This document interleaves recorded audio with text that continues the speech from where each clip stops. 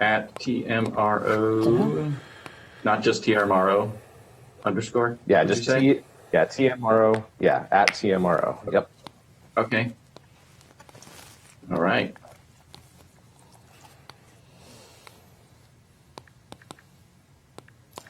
Are we able to chat back in this room, or?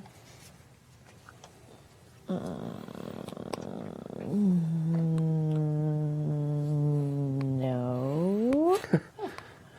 That's cool.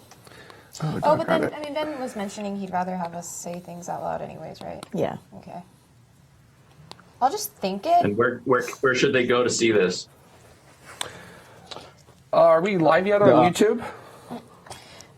Yeah, youtube.com/TMRO or TMRO.TV/live. Either one of those should totally work. We also broadcast on Twitch. We broadcast on Facebook. So nearly anywhere, but YouTube and TMRO.TV/live are probably the two most popular ones. TMRO.TV/live. Correct. That sounds like a Sarah. Hi, Sarah. Oh yeah, cool. That even pops up. All right. Yay. Great.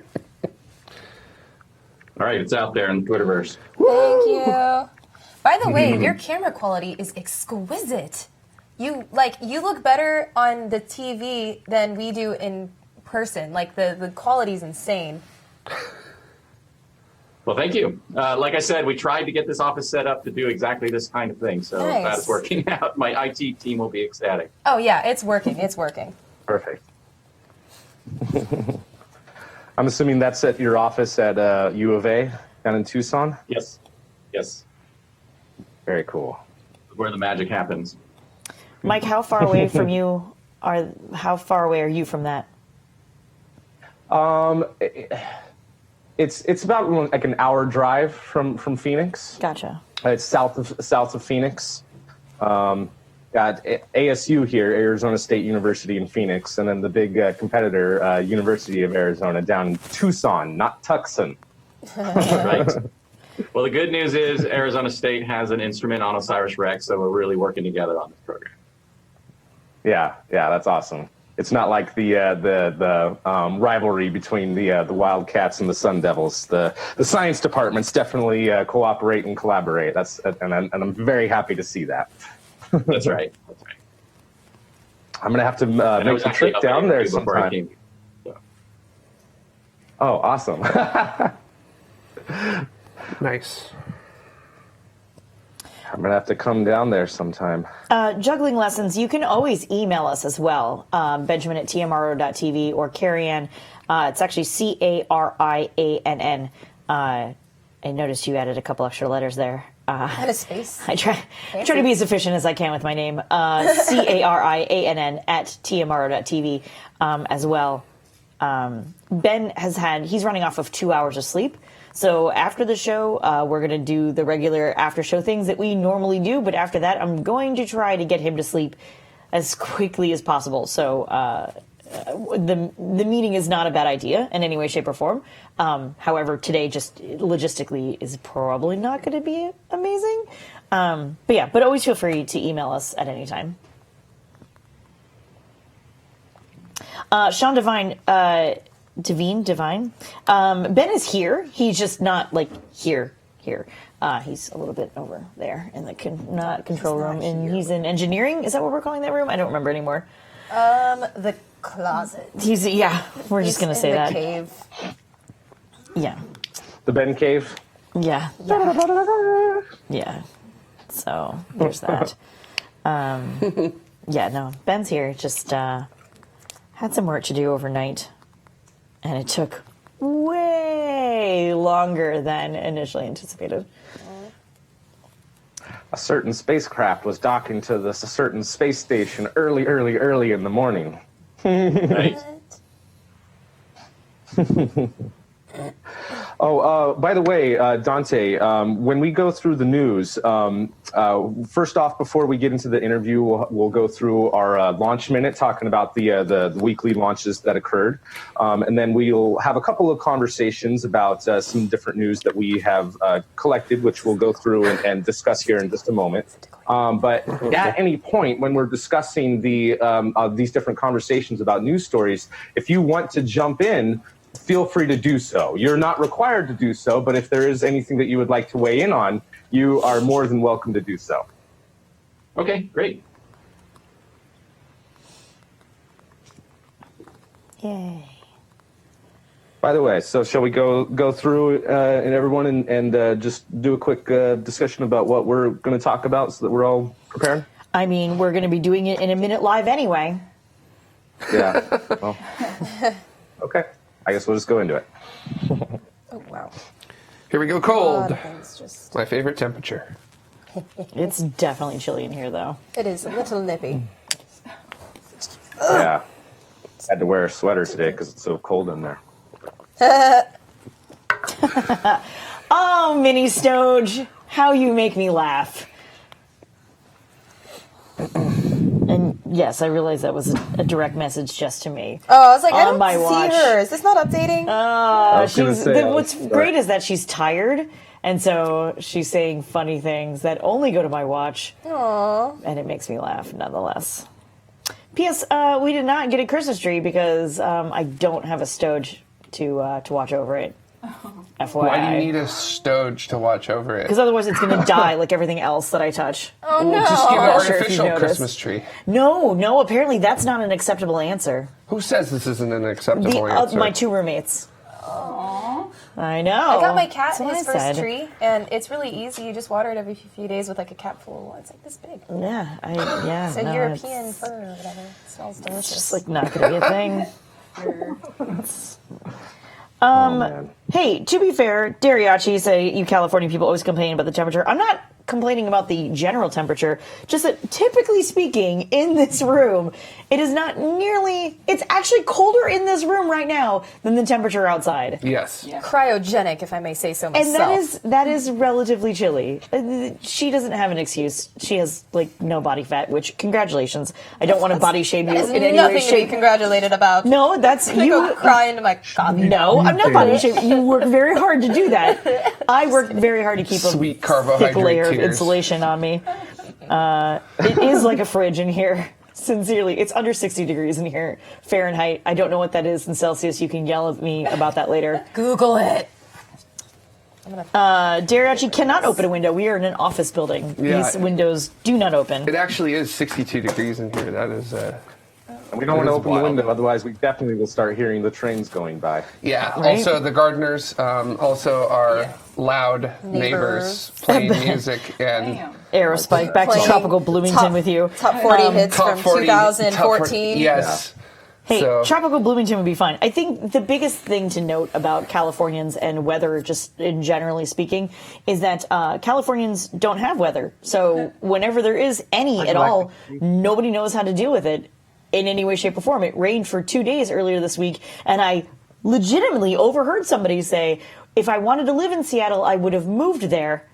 And I whipped around so hard, I was like, 2 days of rain does not Seattle make. Like, what is wrong with you? Yeah, It's just bizarre. they're just simply not prepared. Is really what it is. I've seen more North Face jackets in Southern California than I ever did in all of It Minnesota. doesn't rain enough for us to be prepared. Like it doesn't. Like if it rained consistently, we'd be okay. But it's like a very narrow window. You want to of know rain. something that's funny? The So- per capita largest number of sunglasses sold in the United States. Guess where? Seattle? Yes, Seattle. Do you want to know why? Because the sky's bright. Because the sky's 2 days. bright. Because the clouds. Yeah. Because it rains every effing day there. Oh, and when so it's the bright, 3 they're like, days a year that the sun comes out, everyone goes, crap, I need to buy sunglasses because I have no idea where they are. Because my pupils do not know how to acclimate to this. Right.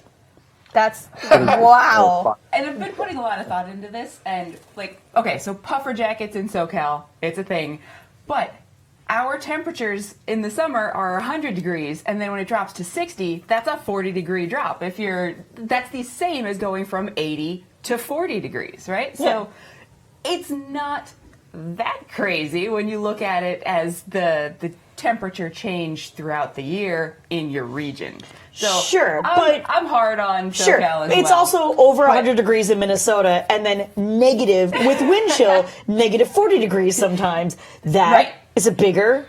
It's a bigger gap. The puffer jackets that SoCal buys are not the heavy ones. No, the one thing they don't know the word parka. Here's the argument you want. This is legit. This is the argument you want. In Minnesota, when it is that cold, it will be like, it'll say, I don't know, it'll be 0 with a wind chill of negative 10, right? Right. But it warms up to negative 5 and it cools down to negative 10 and that's it. And it's a 5-degree shift. So that's what you're saying. But that's what I'm saying, like over like the course of a day. Here, it can be 70 degrees during the day, and then as soon as the sun goes down, it drops down to like 60, then 50, and then sometimes 40 overnight. And that is a huge shift. Yeah. That's gigantic, and that makes sense to me. But yeah, you can't say like, well, in the summer it's over 100, and in the winter it's under 60. Like, no, nobody gives. No. Nobody cares. No. So that's that. I disagree because I too have felt it. The acclimation to this weather.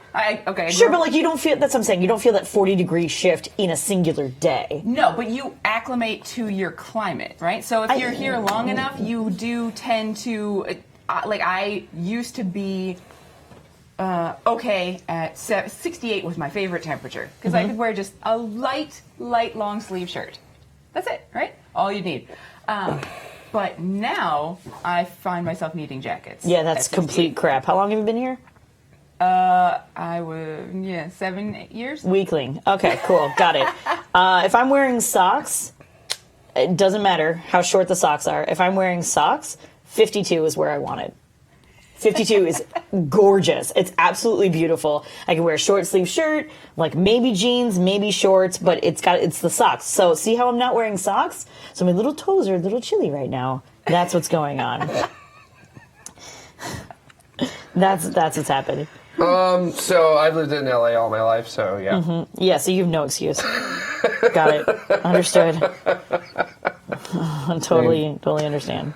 So Lived in the desert my whole life, so can't handle it. By the way, we're at how we doing? We're at 11:05. Yeah, I was gonna say, what's going on? yeah, are we good to go or after that spirited discussion? Cool. Yeah, I think I'm ready.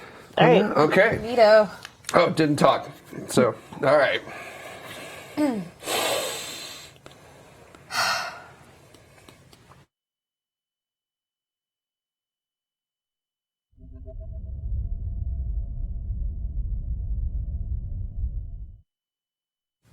Oh boy, have we got an action-packed episode for you today.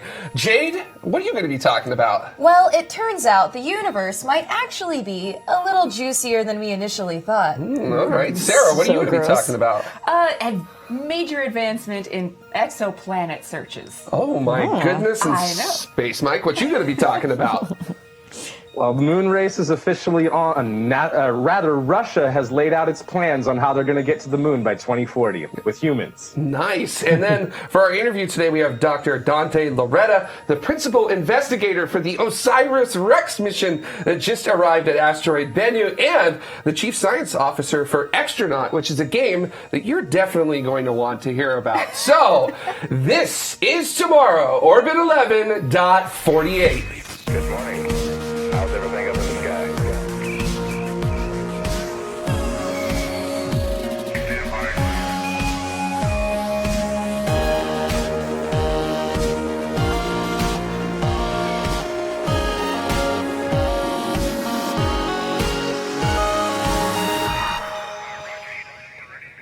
And welcome back to the Observation Lounge at Station 204. As we often do at the beginning of our episodes, we hand it over to Space Mike for the launch minute. So, Mike, you take the launch minute. All of us, we're going to take a long break. Let's get some chocolate. It has been a very busy week. So let's just jump right in because we have to talk about a Soyuz FG launch. This had a new crew on board with the Soyuz MS-11 spacecraft that had 3 cosmonauts and astronauts on board. It had Oleg Kononenko from Russia, David St. Jacques from Canada, and Anne McLean from the United States. And this launched on Monday, December 3rd at 11:31 Coordinated Universal Time from the Baikonur Cosmodrome in Kazakhstan. And just 6 hours later, after launch, the Soyuz MS-11 spacecraft docked to the POIST module of the International Space Station, which is a very fast rendezvous with the International Space Station. This was the first crewed launch on a Soyuz FG rocket after the failure of the Soyuz FD in October. They did have a return to flight with a Progress vehicle, an unmanned cargo ship on board, but this is truly a return to flight with crew on board of this variant of the Soyuz. Let's move right along because, as I said, it's been a busy week. We need to talk about a Falcon 9 Block 5 rocket that launched at 18:34 Coordinated Universal Time on Monday, December 3rd. And this was launching from Space Launch Complex 4 East at Vandenberg Air Force Base in California. And normally it's very foggy there. Look how clear it was on that particular day. Just awesome. This particular mission was the SSOA/Sherpa/SmallSat Express mission. It had a lot of names because it had 64 satellites on board from 18 different countries. And the booster, the first stage booster, landed on the drone ship called Just Read Instructions in the Pacific Ocean. This was the third flight of this particular first stage booster. Its first flight was launching Vagabondu in May, and its second flight was launching the Mariputi satellite in August of this year. So very awesome to see that booster land for the third time. And that was the first time that they've landed the same booster 3 times. Just amazing, just incredible. And all of the payloads were deployed successfully as well.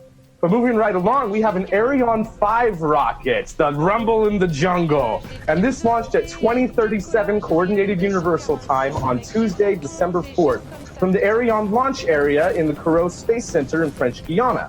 Its payloads, it had 2 on board. The first was the GSAT-11 satellite, which is an Indian geostationary communications satellite, and is India's heaviest satellite ever at 5,854 kilograms.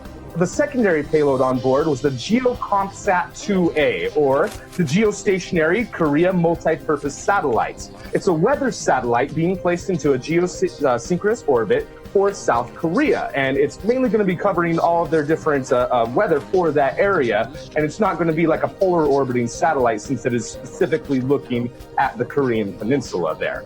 But everything with this launch was successful, and they were able to launch this without any problems with it. But moving right along, we have a very interesting launch of another Falcon 9 Block 5 rocket, a super quick turnaround from SpaceX.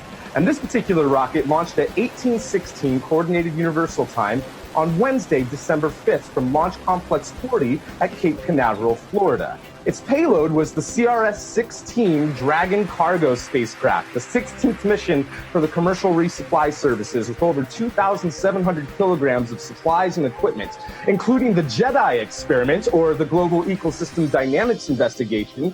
It's a LiDAR payload, as well as the Robotic Refueling 3 payload.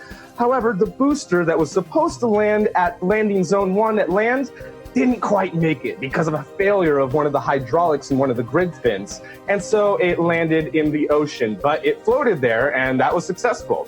But in the trunk there, other than the JEDI experiment, you can also see the Robotic Refueling 3 payload, and there was also 40 mice for a rodent experiment. And interestingly, they had moldy food on board, which delayed the launch a day, but otherwise it was successful. Now, moving right along, we have a Long March 2D rocket, a 2-stage Long March rocket from China that launched at 4:12 Coordinated Universal Time on Friday, December 7th, from Space Launch Site 2 in the Jiuquan Space Center in the Gobi Desert in Inner Mongolia, kind of northeast China. Its payloads for this mission were the Saudi Sat-5A and 5B satellites. They're Earth observation satellites for Saudi Arabia. And what we do know is that the satellites are headed into a low Earth orbit and will most likely be providing coverage over the Middle East. The two satellites, Saudi Sat-5A and 5B, shared the launch with 10 microsatellites that are for private Chinese companies. Some of them were just technology demonstrators. Some of them had different types of cameras to have better optics on CubeSats to look at images of the ground. And everything else with this mission was successful. So that's really awesome. But probably the most exciting Chinese launch of the year is this next one. the Long March 3B rocket that launched at 1824 Coordinated Universal Time, also on Friday, December 7th. 2 launches in one day from China, and this launched at Launch Complex 2 at the Xichang Satellite Launch Center in Sichuan, China. And why is it the most exciting Chinese launch of the year? Because it was launching the Chang'e 4 mission, which is China's second lunar lander and rover headed to the moon.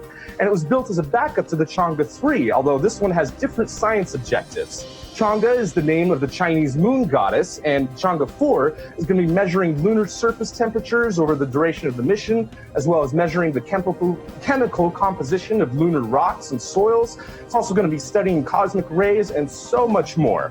It's going to land at the South Pole Aitken Basin, and it's currently believed to be scheduled to land there around January 3rd, 2019, although we're not quite sure exactly, and maybe the Chinese aren't sure either. In any case, congratulations to everyone who had all of these successful launches this week. Woo! Mike, take a breath while you can, all right? All right, breathe with me. So, Mike, what was definitely your favorite launch for this week? What was your pick for this week out of all these launches? Well, honestly, I've been looking forward to the Chang'e 4 mission all year, but probably the most interesting to me was actually the CRS-16 mission having the failure of the booster. And even though one of the hydraulics lines for one of the grid fins failed, it was still able to land in the ocean, and they're in the process of recovering it right now. And I even saw a tweet from Elon Musk saying that unless there's a lot of damage, they might even be able to reuse this one. That would be incredible. So I'm not sure if I would even consider that a failed landing if the booster survived and they can still use it. Or I'm sure they can at least get something out of it, if not to collect data and see what the damage would be to salinity. But something I wondered about that I don't know, that maybe the community knows the answer to, is do you remember the missions that SpaceX did when they were figuring out how to do rocket landings and they had a couple of successful boosters that landed in the ocean? Did SpaceX recover those, or are those still floating around somewhere? I don't know the answer to that. So maybe you guys can jump in and help me figure out the answer to that, because it makes me wonder. I mean, payload fairings have washed up on different islands. It makes me wonder if there's a booster out there that someone's just going to find. I got to say, boosters are pressurized, or they're basically pressure vessels with hot bits that go out the back. So I would imagine on landing, most of them probably just kind of ruptured. Because that seemed to be what, if you go back and you look at the blooper reel that SpaceX released, a lot of those landings, basically the first stage just kind of zippers and explodes its guts everywhere. So I imagine that's probably what happened. So, so maybe we can get Jeff Bezos to get his little sonar boat out there again and find some Falcon 9 first stages sitting at the floor. Of course, we got a lot of action in our chat room here. Andy Law on YouTube saying, what an insane week for space news. Yeah, it definitely was. I got to say, Landing Zone Atlantic looks a little different than LZ1. Also, Peter Quinn on YouTube says, the Jedi experiment, that sounds sidious. Nicely done there. And then in our IRC chat, Marty the Martian says, will the second mission be the return of the Jedi? So who knows how that will go with that there. So fantastic. Second mission is the Molecule Strike Back, and then Return of the Jedi. The Molecule Strike Back. There it is. Yep, there it is. Sarah, you've got competition this week for the puns, it would appear, with that. Gauntlet is thrown. We'll see how I do. Yes. Wow. All right. So, Jade. Yeah. Wait, really quickly. Do we have... Oh, I'm sorry. Oh, my gosh. I forgot to dare you, We have a bet on the line, Jared. Don't mind me here. Real quickly what the launch statistics are. Yeah, so far this year, China is at 36 launch attempts with 35 successful. The United States is at 32 successful launches, although Zuma is kind of whatever. And Russia has 17 launches, 16 of which were successful. Europe has 8 launches, Japan 6, and India now 6 as well, for a total of 105 launches, 103 of which have been successful launching from Earth. Yeah, and that Soyuz flight, if I remember correctly, was launch number 100 for the year. So fantastic stuff. Yeah, we're in the triple digits. So that's super exciting. And I can't wait to see what we end up with and then which year we can compare it to for how long it's been since we've had this many rockets fly. The first time we've had Yeah, I think this is the first time that we've had more than 100 launches since, I think, 1998. Hopefully the community can help correct me on that. But Yeah. it's been a while since we've had more than 100 launches in 1 year. Yeah, someone in the comments will definitely let us know. So, all right, very, very cool. Now, actually moving on, now that we freely can move on, Jade, Yeah. you've got to tell us a little bit about what you titled Moist Mysteries from Space. Yes, indeed. That's... I knew you'd appreciate that, Ben. I mean, it makes me- Obviously. I'm going to put that in the show notes. You are. No, you absolutely are. Yeah. In case you didn't know, I'm just so smitten by the word moist. And any opportunity I get, which this is the perfect one. So, really quick background about the universe in 10 seconds or less. It's embarrassing how little we actually know about it. All those stars and galaxies and planets that we talk about, all of the stuff that we can see or that interacts with the electromagnetic spectrum in any capacity is only 5% of the stuff that's actually out there. This delicious looking pie chart, as you can see here, there's a large chunk, 26% dark matter, and that big old chunk of dark energy, and that little blue slice, you know, that slice you eat when you're on a diet, that's the only stuff that we can actually see. Now, this story is actually it's a new finding, or it's a new proposal as to what dark energy and dark matter can actually be. And what this Dr. Jamie Farnes from the University of Oxford, he recently published his findings in the journal Astronomy and Astrophysics, and he proposes that dark matter and dark energy are not two entities, but are actually married into one, and we should call it a dark fluid. Ooh. And this dark fluid is pervasive throughout the universe. And really quick, dark matter is this substance that we believe is out there. It's very massive. And for instance, when we look at the rotational velocities of galaxies, we find that they rotate as fast in the outside as they do on the inside. And there's not enough mass there that we can see to account for that type of velocity. So they've proposed these things called dark matter halos, so it makes them spin real fast. Dark energy, on the other hand, is a lot more bonkers, because recently this Nobel Prize finding was that the universe, you'd think that if you throw something, you know, it slows down. Well, the universe didn't get that memo. What it does is it actually accelerates the farther you look out. So the farther away the galaxy, the quicker it's running away from you. And that's dark energy. So if you marry these two into a very elegant solution called a dark fluid, basically what this then proposes is the existence of something called a negative mass particle. Now get this, a negative mass particle is something that if you exert any sort of energy on it, for instance, if I push Jared, he falls that way. Now a negative mass particle is the opposite. If I push Jared, it accelerates towards me. Whoa, and I'd be up for a surprise. Yeah, that joke's on you, Jade. Yeah, I know. And then I bump into Carrie Ann. It would be a really cool And then chain Carrie Ann would reaction. bump into you, and it would be like a back and forth. That would, end it so would well. be like that scene in what's that movie with Will Ferrell? The dun, Yeah, dun, yeah, dun, yeah, yeah. dun, dun, dun, dun. Night of the Roxbury. Night of the Roxbury. Who would have known? They were actually doing a physics experiment in the club.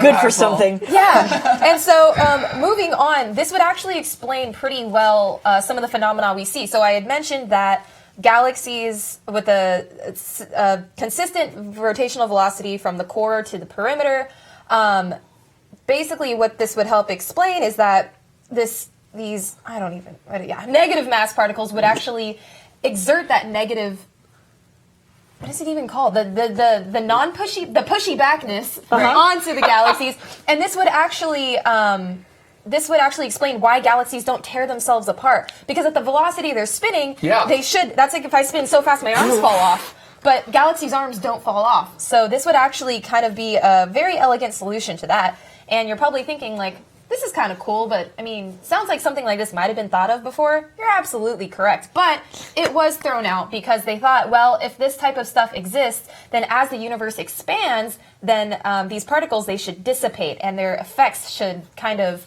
disintegrate along with that. Well, what this theory actually proposes is something called a creation tensor. Basically, that means that these particles are constantly being created and refueling themselves, so to speak, so that the forces they exert on matter kind of don't dissipate. They stay consistently present and there. Wow. Yeah, and if you're wondering, well, how did he even think of this? This sounds bonkers. Well, he put this into a model that was tested using a simulation of the universe.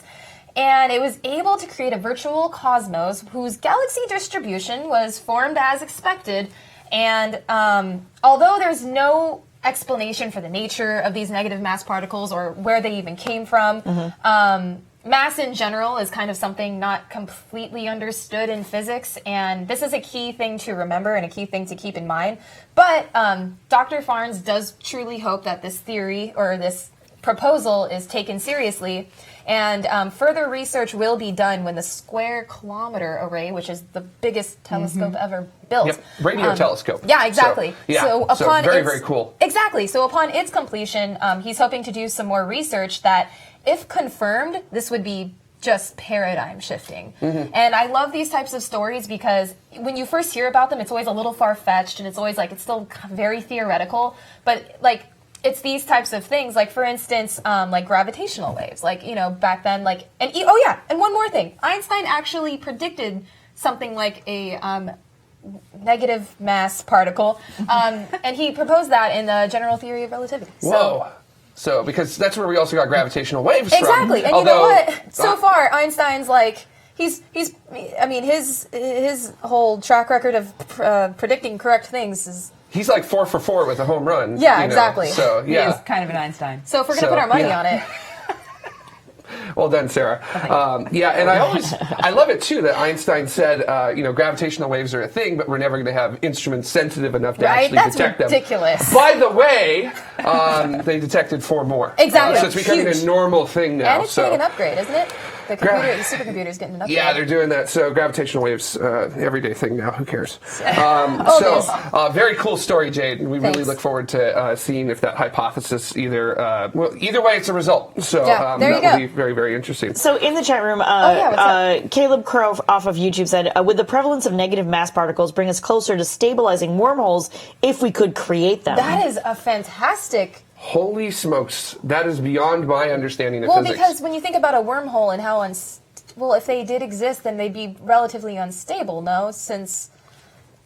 Yeah, I legitimately don't know. So I'm concerned that Anyone else? Anyone else know? But the nature of it is a fixed amount of matter it's so dense that it has sort of punched a hole in the fabric of space-time, right? Yeah, so that matter isn't going anywhere. So why would it be unstable? I would just think that the environment you need to create a wormhole theoretically would be so volatile and so kind of... I mean, when I think of wormholes, I think of like supernovae explosions. I think of like black hole merge or something, intense, dramatic things. And so I think just because of the nature of its birth, the nature of its existence would probably be a little volatile, I'm thinking. But I don't know. But is it a merger that creates it, or is it the mass? Right? Is it the hyper dense singularity?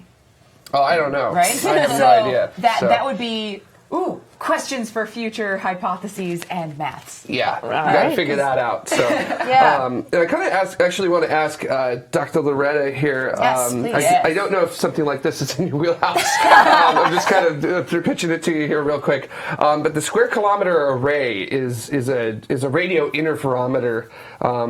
Combining them all together to make one larger radio telescope. Is there some way that you could do that with a spacecraft? Like, if OSIRIS-REx is done with its mission by this time, could you actually use the comms package on board in order to do that, or do you have to have like a dedicated mission to do something like that? Great question. And you can definitely build interferometers in space. That's where the future of exoplanet surveys are going in order to get the precision that we need. I don't think you could do it with the OSIRIS-REx spacecraft after we've dropped off our sample back to the Earth, because it does require extremely tight knowledge between the locations of the different spacecraft. And we're not equipped for that. You need usually some kind of laser comm so that you're getting, ultra precise sub-millimeter resolution in terms of where the spacecraft are relative to one another. And that was definitely not on the requirements list when we put the spacecraft together. Yeah, so I was just thinking of LISA Pathfinder with that there, and the eventual LISA mission that European Space Agency is aiming to do a laser interferometer in space. So yeah, that's cool. I completely forgot about the fact that you have to have ultra precise positioning of your spacecraft in order to pull that off. So in other words, don't hire me to engineer that mission for you. Moving on real quick. Speaking of engineering missions, Mike, we're going to be talking about Russia to the moon. But if you thought the United States was really throwing the football down the way, they've sort of got a little bit more extensive of a timeline than what we've got for that. Yeah, I mean, they basically, with the way that political situations are going down right now, I'm not going to go into why they're putting forward this plan, but they've put forward a 3-phase program to get to the moon and send humans to the moon and build a lunar base, or at least have humans on the moon by 2040. And check out this video that we have from Roscosmos that goes through a bit of the stuff that they're planning on. First off, they have kind of similar to what NASA announced recently. They're going to be sending small lunar landers that are just having science experiments and payloads on board. And eventually they're going to do stuff that goes into sample returns. And with all of this, there's a lot of different stuff that they're planning on doing. First, a lot of their technologies that they want to test for, they're going to be doing at the International Space Station first with their Nauka module and Node module. And here's an example of their sample return missions. But the biggest thing is that they need to develop their Federazia spacecraft, which is their next crewed spacecraft that is going to be sending crews not just to the International Space Station, but potentially to the moon. And they have a couple of different plans on how to do that. They might even be able to land the capsule on the surface of the moon, similar to the way that the Dragon capsule had their Super Draco thrusters that would allow it to land on the surface somewhere. They also have different lunar modules, similar to the Apollo program, that they are starting to design, and that would go down to the lunar surface and then come back up and rendezvous with the Federazia spacecraft. And they're quite far along in the design of the Federazia. I mean, just from this view of the inside, that looks much more comfortable for 4 people than it currently is for 3 people inside of their Soyuz spacecraft. And of course, they're having digital systems that are right there up close and center to the astronauts that are actually going to be piloting the thing. So they no longer have to use the stick that they currently use on the Soyuz spacecraft. Yeah, the finger longer thing, whatever it's called. I can't remember the name of it. So. Yeah. I'm sure it has an official title. But the whole thing with this, though, and here's a graphic example of how they might land the Federazia spacecraft by itself on the lunar surface. I'm not sure what missions would call for that, but all of this is kind of going about the Deep Space Gateway. They're upset with how things are going, so this is kind of their initial idea for their own gateway. And it wouldn't be put in a Lagrange point or in a really high elliptical orbit. It would be in a low lunar orbit so that it would be highly accessible to the lunar surface, so that they could start putting modules like you saw there in that animation of having their own lunar base. And right now, all of these plans that they've put forward is to have one of their cosmonauts on the surface of the moon by 2040 is under their own budget by themselves. Now, of course, they've been trying to reach out to China and the United States and everyone that they possibly can to try to go together towards the moon. But this particular plan and that 2040 date is if they receive no additional help or collaboration from anyone else.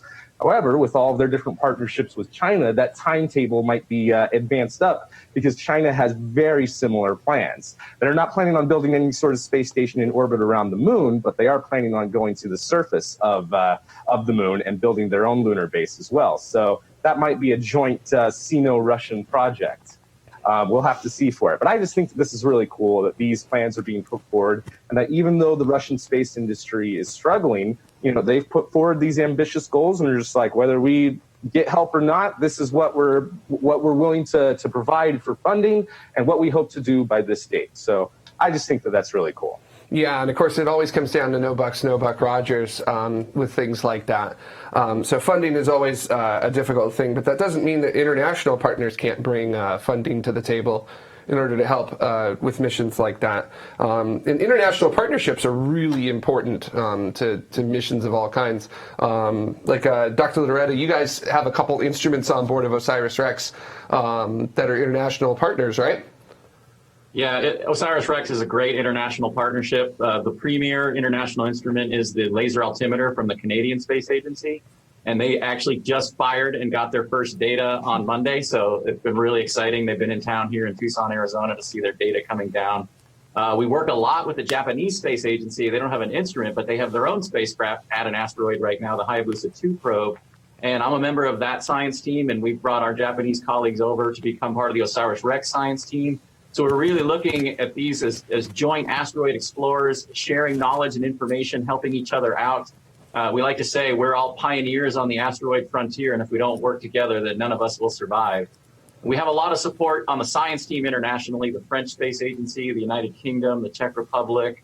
We have co-investigators from Spain and many other places around the world. So it's a really great, especially now that the scientists are all gathering together and really starting to process the data from the asteroid. I can honestly say it's been one of the best weeks of my life, and it's because of the people that have come here to help with the data processing. Yeah, so it's always advantageous to have those partners from all over the world come together, especially if you could collaborate on separate missions that you have, like you were talking about with Hayabusa 2. And I really like this from Peter Quinn from our YouTube chat room, which says, we must remember that the moon is like Antarctica. No one country, person, or business can own the moon. Although I'm sure people would challenge that notion quite a bit. I still feel like that's initially how things are going to end up working with that there. So very, very nicely said, Peter. Now, moving on to an interesting study, Sarah, involving one of my favorite observatories here on the Earth. ALMA is one of my favorite observatories, and a lot of people don't know that. So I did not know that it was one of your favorites. Now you know. I do. It is a pretty amazing instrument. So ALMA is the Atacama Large Millimeter Submillimeter Array in the Atacama Desert in Chile. And it's a high altitude instrument, so it has less atmosphere to look through. Atacama is one of the driest places on Earth, so it doesn't have a whole lot of moisture in the air. It gets amazing data, so I definitely understand why you love that instrument. And move it. They have the ability to move all of their antennas. It's so amazing. Again, they can change the size of the interferometer, which means you could change the size. You could change the angular resolution, which means you could get better imagery. Which is, be still my heart. And actually, this study has triggered probably a move to expand those antennas to get better data for this. Okay, so a study from the University of Astronomy and Astrophysics at Peking University, they were looking at the star-forming region in Taurus. And it's been done before. They were looking for protoplanetary disks, and also been done before. And the difference between other missions and this one, other studies, is that other studies have been biased in the past. They were looking for the brightest protoplanetary disks, or potentially protoplanetary disks around protostars. And so we were looking for the brightest ones before, because that would give us the best chance of finding really supermassive planets if they're in there. If there are rings, little detectable rings in those protoplanetary disks, we look closely at those, we might be able to find Jupiter-sized planets, even super Jupiters. But now we're able to look for super Earths and Neptune-sized planets. And that's what this study was designed to do. It didn't bias the protoplanetary disks that it looked at. It didn't look for the brightest disks. It just picked 32 disks. And within those 32 disks, 12 had rings that might indicate super Earths or mini Neptunes. And that is just so amazing to me, because we're no longer in a place where we're thinking, okay, there are some planets out there, we probably aren't going to see them as they're forming. We're going to be able to actually find forming Earth-sized planets using instruments like the ALMA. And I think that's just absolutely mind-blowing. I think astrophysics is changing as we speak.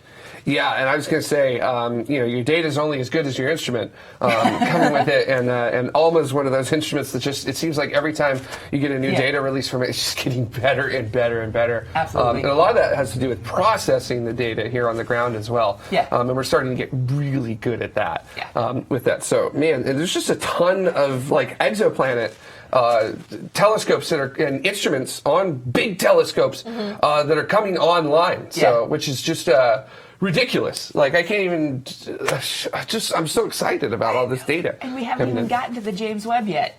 Yeah, and also future missions as well. Yeah. Like the one we talked about a couple weeks ago, CHEOPS, with that one. Also using data from TESS as well to look at other things. So, holy smokes. Yeah. So, yeah, this is going to be great stuff. So, super looking forward to that. So, what we're going to do, we are going to be talking to our guest, Dr. Dante Loretta, when we come back from a break in just a few seconds here. But before we head to that break, I would like to thank our Escape Velocity citizens. These folks giving us $10 or more per episode on our Patreon, and they do, it's just, I think it's just amazing that you folks are basically saying that you're willing to contribute to this show, which basically is like our platform to evangelize the universe to people around the world. We tell people about what's happening in space. We tell people about things like we're looking for gaps in protoplanetary disks that tell us planets are forming, that Russia's getting ready to do a base on the moon, whether anybody's going to do it with them or not. The universe is moist. Things like that. It's just, we can't do that kind of stuff without your contributions. So thank you so much. And if you would like to help support the show, you can head on over to patreon.com/TMRO and take a look at what you can do for that. And just a reminder too, because we often say this towards the end of the show, I want to say it at the beginning of the show, which is that financial contributions aren't the only thing you can do to actually help out tomorrow. We need things like help with code and other stuff like that, to build chat rooms or to work with interactivity and other ways like that. So you can go over on to community.tmro.tv and actually we do have a little post in our community forum there about ways that you can help out. And we're just looking for a multitude of ways for people to help us out. So if you'd like to help us out, you don't have to necessarily go to our Patreon and do that. You can come straight to us and tell us how you want to help us out. And that's extremely important to us and to making a better show for you and the whole community that watches us. So we're going to take a quick little break, and when we come back, there will be more tomorrow right after this. 3, 2, 1. And liftoff of OSIRIS-REx. And we have indication of spacecraft separation. Well, you'll all be real glad to know we got everything just exactly perfect. This represents the hopes and dreams, hard work, blood, sweat, and tears of thousands and thousands of people. That was me 2 years ago when we launched the OSIRIS-REx spacecraft and sent it off on its journey to asteroid Bennu and back. OSIRIS-REx has traveled through deep space and is now approaching its target destination. We've already got our first images back from this amazing asteroid, and the scientific data is being downlinked to Earth. I've taken that experience and put it into our new board game, Downlink. In Downlink, players lead a space agency to develop missions of planetary exploration, choose to launch rockets, deliver spacecraft to targets around the solar system, complete real space science-based experiments, and downlink that science data back to Earth for analysis. The game comes with a game board that maps out targets in the solar system. There are rocket systems you can launch from authentic launch sites around the world. There are 9 different types of spacecraft in the game to explore the solar system with, and 15 different science instruments to make your scientific discoveries. Players can choose from many target destinations across the solar system. Once at these locations, the real fun begins with scientific discoveries. Players also manage their ground stations, critical elements for getting data back to Earth for analysis. With Downlink, have fun by being a space mission leader.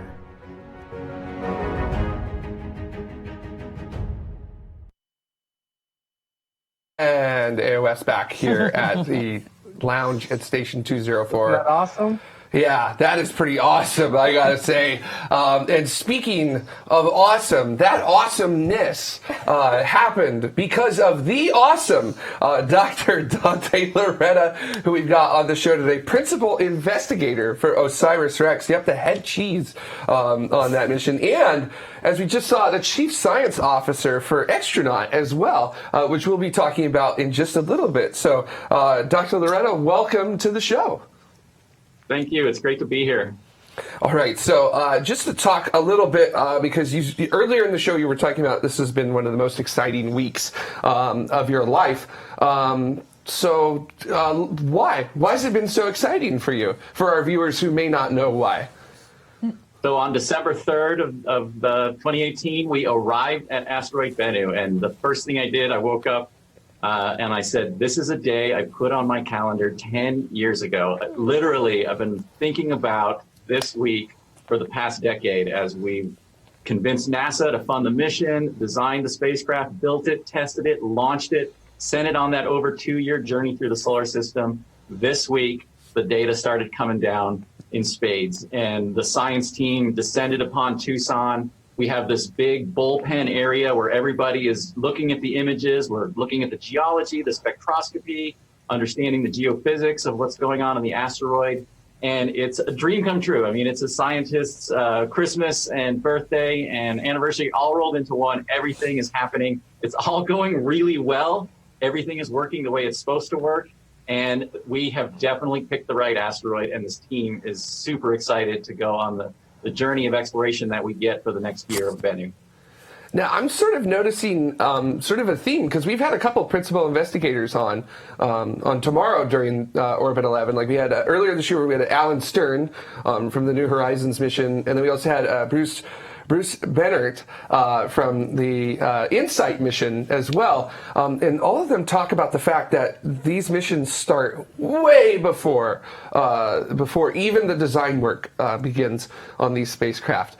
So how do you do that? Like, what's the process of basically like going to NASA and saying, hey, can we go grab a piece of an asteroid and bring it back? You're like, hey, you want it? You want some? So It kind of starts there. I mean, it really is. There's an amazing program at NASA it's called the Discovery Program. And then there's a similar one, the one that we're in, called the New Frontiers Program. And these are principal investigator-led missions. The Discovery Program started in the mid-1990s, and the first 2 missions were the Near-Earth Asteroid Rendezvous and Mars Pathfinder. And I know it was part of the Faster, Better, Cheaper, if you remember that era, which got a lot of slack for causing issues, but it really did launch this idea that the community could come forward to NASA with the ideas for planetary exploration missions. And now that is the norm. Discovery is wide open. If you have an idea for a mission of solar system exploration, you can submit a proposal to NASA's next announcement of opportunity. They try to get those out every 2 years. Sometimes they do that, sometimes not, but we've had a good record lately. New Frontiers, when they recognized how valuable the Discovery Program was to have these community-led efforts, they made a bigger version of it. It's about twice the budget of a Discovery Program. And it's a little more constrained in that they say, well, we're going to put $1 billion down on each New Frontiers mission. So there's a 2-step process. First, it goes to the National Research Council and the Space Studies Board to produce a document called the Planetary Science Decadal Survey. And in that document, the community gets to tell NASA, focus New Frontiers on these following mission concepts. It's usually on the order of 8 different ideas that are in there. And then teams gather around those and then go forward. Usually a university, a government center, like we're partnered with the Goddard Space Flight Center in Maryland, and an industry partner, Lockheed Martin Space, is the company that built our spacecraft and is now doing spacecraft operations for us. So, so how do you have to like compete? You have to compete for this, right? Yeah, I compare it to the NCAA basketball tournament, right? So literally you'll have 24 or more teams go in for each one of these flight opportunities. So it is a risk career-wise because the odds of actually winning this are not that great. But you go in and then you get to the championship game. NASA gets all those proposals. They convene their what we call the TMCO board, Technical Management Cost Review, and then they select 2 or 3 or sometimes 4 to go into what we call phase A, the concept study phase, where you get some money from NASA to build a concept study report. And then from that, there's the championship that's crowned. One team is selected to fly. So what's it like for you? Because, I mean, you put a lot of, I mean, this is like life's work that you're putting in here. I mean, this is going back 10 years, you know, I don't know a lot of people who necessarily stay at the same job for longer than 10 years, but you're not just doing the same job, you're like on the same vehicle for 10 years. What's that like from your perspective? Like, how does that feel to you? Well, you can't think in terms of the total length of the mission. I actually got started on this adventure in 2004, and we did submit the asteroid sample return concept to the Discovery program twice. The first time we got rejected out of hand, and rightly so. We were pretty naive and just getting our footing. The second time we made it to that championship game, but we lost to a mission called Grail, which was a lunar gravity field mapper. And so the third time we went in was 2008 when we started working on the New Frontiers proposal. And you got to take it one piece at a time. The good news is the job really changes over the course of mission development. You start out with a very small focused group working on the proposal, and then the team builds and builds and builds. You go from PowerPoint to real hardware to having a spacecraft that you're watching come to life, going through the environmental qualification testing. The launch campaign, I would say before this week, the launch campaign was absolutely the best part of the job so far. And now getting to the asteroid and getting back into the science frame of mind and beginning this journey of exploration. As I say, if you're going to go on a journey this long, you've got to enjoy the ride. Yes, and that's a good sentiment, I think, just to have in life in general. But I'm curious, so you mentioned, you know, right now there's this big push for, you know, we just completed the reconnaissance of the solar system. So, you know, really getting into, you know, studying the different bodies. So, I mean, I've heard a lot of cases for planetary exploration, a lot of cases for going back to the moon, but why asteroids? I mean, what, in so many words, like, why go to an asteroid? And how'd you convince NASA that, hey, we should go to an asteroid? So we heard earlier about the ALMA mission and probing the protoplanetary disks and understanding the earliest stages of planetary formation. Well, asteroids are the geologic remnants of our solar system from that era.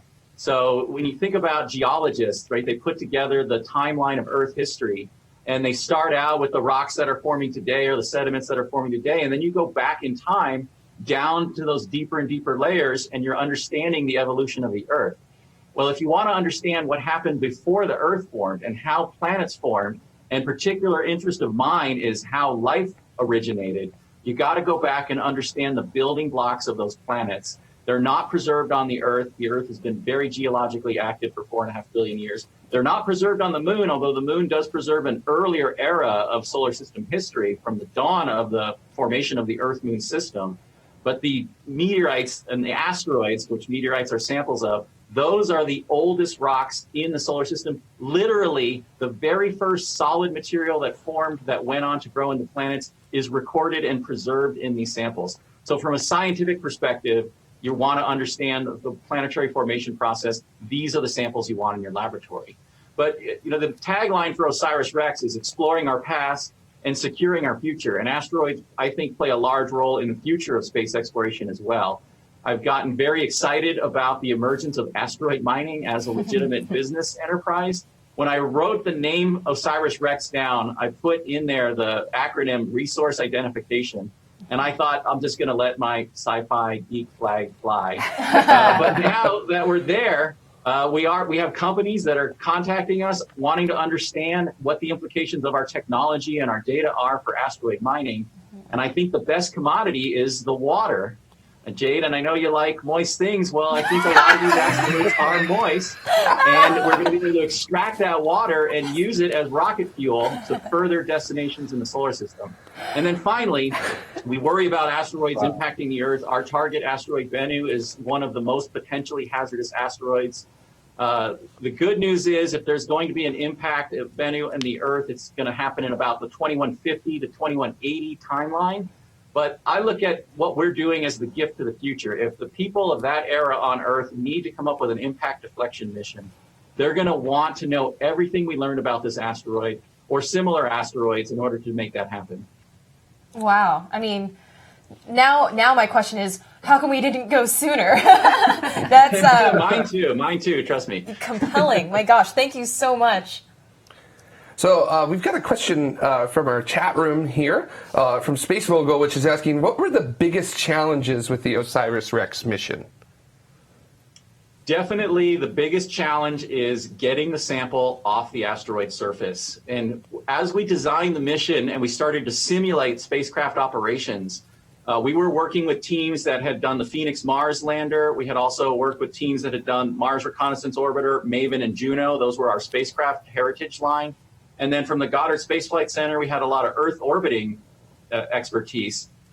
We realized that trying to fly a spacecraft in a microgravity environment like around the asteroid is a real challenge because unlike moving around a planet with a very large gravity well, the small forces like solar radiation pressure or spacecraft outgassing or even thermal radiation emitting off the asteroid surface actually push the spacecraft around quite a bit. And we're trying to pinpoint target a specific location on the asteroid surface. So the flight dynamics and navigation are still the biggest challenge. And in fact, we're still in what we call the navigation campaign. We just sensed the asteroid's gravity field this week. We got a measurement of the asteroid's mass. We're designing an orbit insertion for New Year's Eve of this year. And the navigation team, they run the spacecraft for the next 2 months. I told the science team, actually, you guys need to back off. Let the navigation team learn how to fly this thing. And then the science campaign really kicks off in late February and the spring of next year. There you Awesome. go. Interesting. Oh, so I've actually got the same question as Launchpad Astronomy on YouTube. OSIRIS-REx is primarily a sample return mission, but what kind of science are you going to be doing in situ? Yeah, the great news is we are going to do an unprecedented job in mapping a planetary body driven by the sample science requirements. We've got to find a site on the asteroid surface that is safe, that we can get material from, and has high scientific value. In order to do that, we are going to get global mapping resolution at 5 centimeters per pixel of the entire asteroid. We're going to do that in 4 different color filters. We are going to have this awesome Canadian LiDAR mapping down to centimeter scale roughness resolution. And we're the first planetary mission to fly both a visible and near infrared spectrometer and a thermal emission spectrometer. So we have almost near complete coverage from 0.4 microns out to 100 micron wavelength to understand the spectral properties and therefore the mineralogy, the thermal properties, and the chemistry of the asteroid's surface.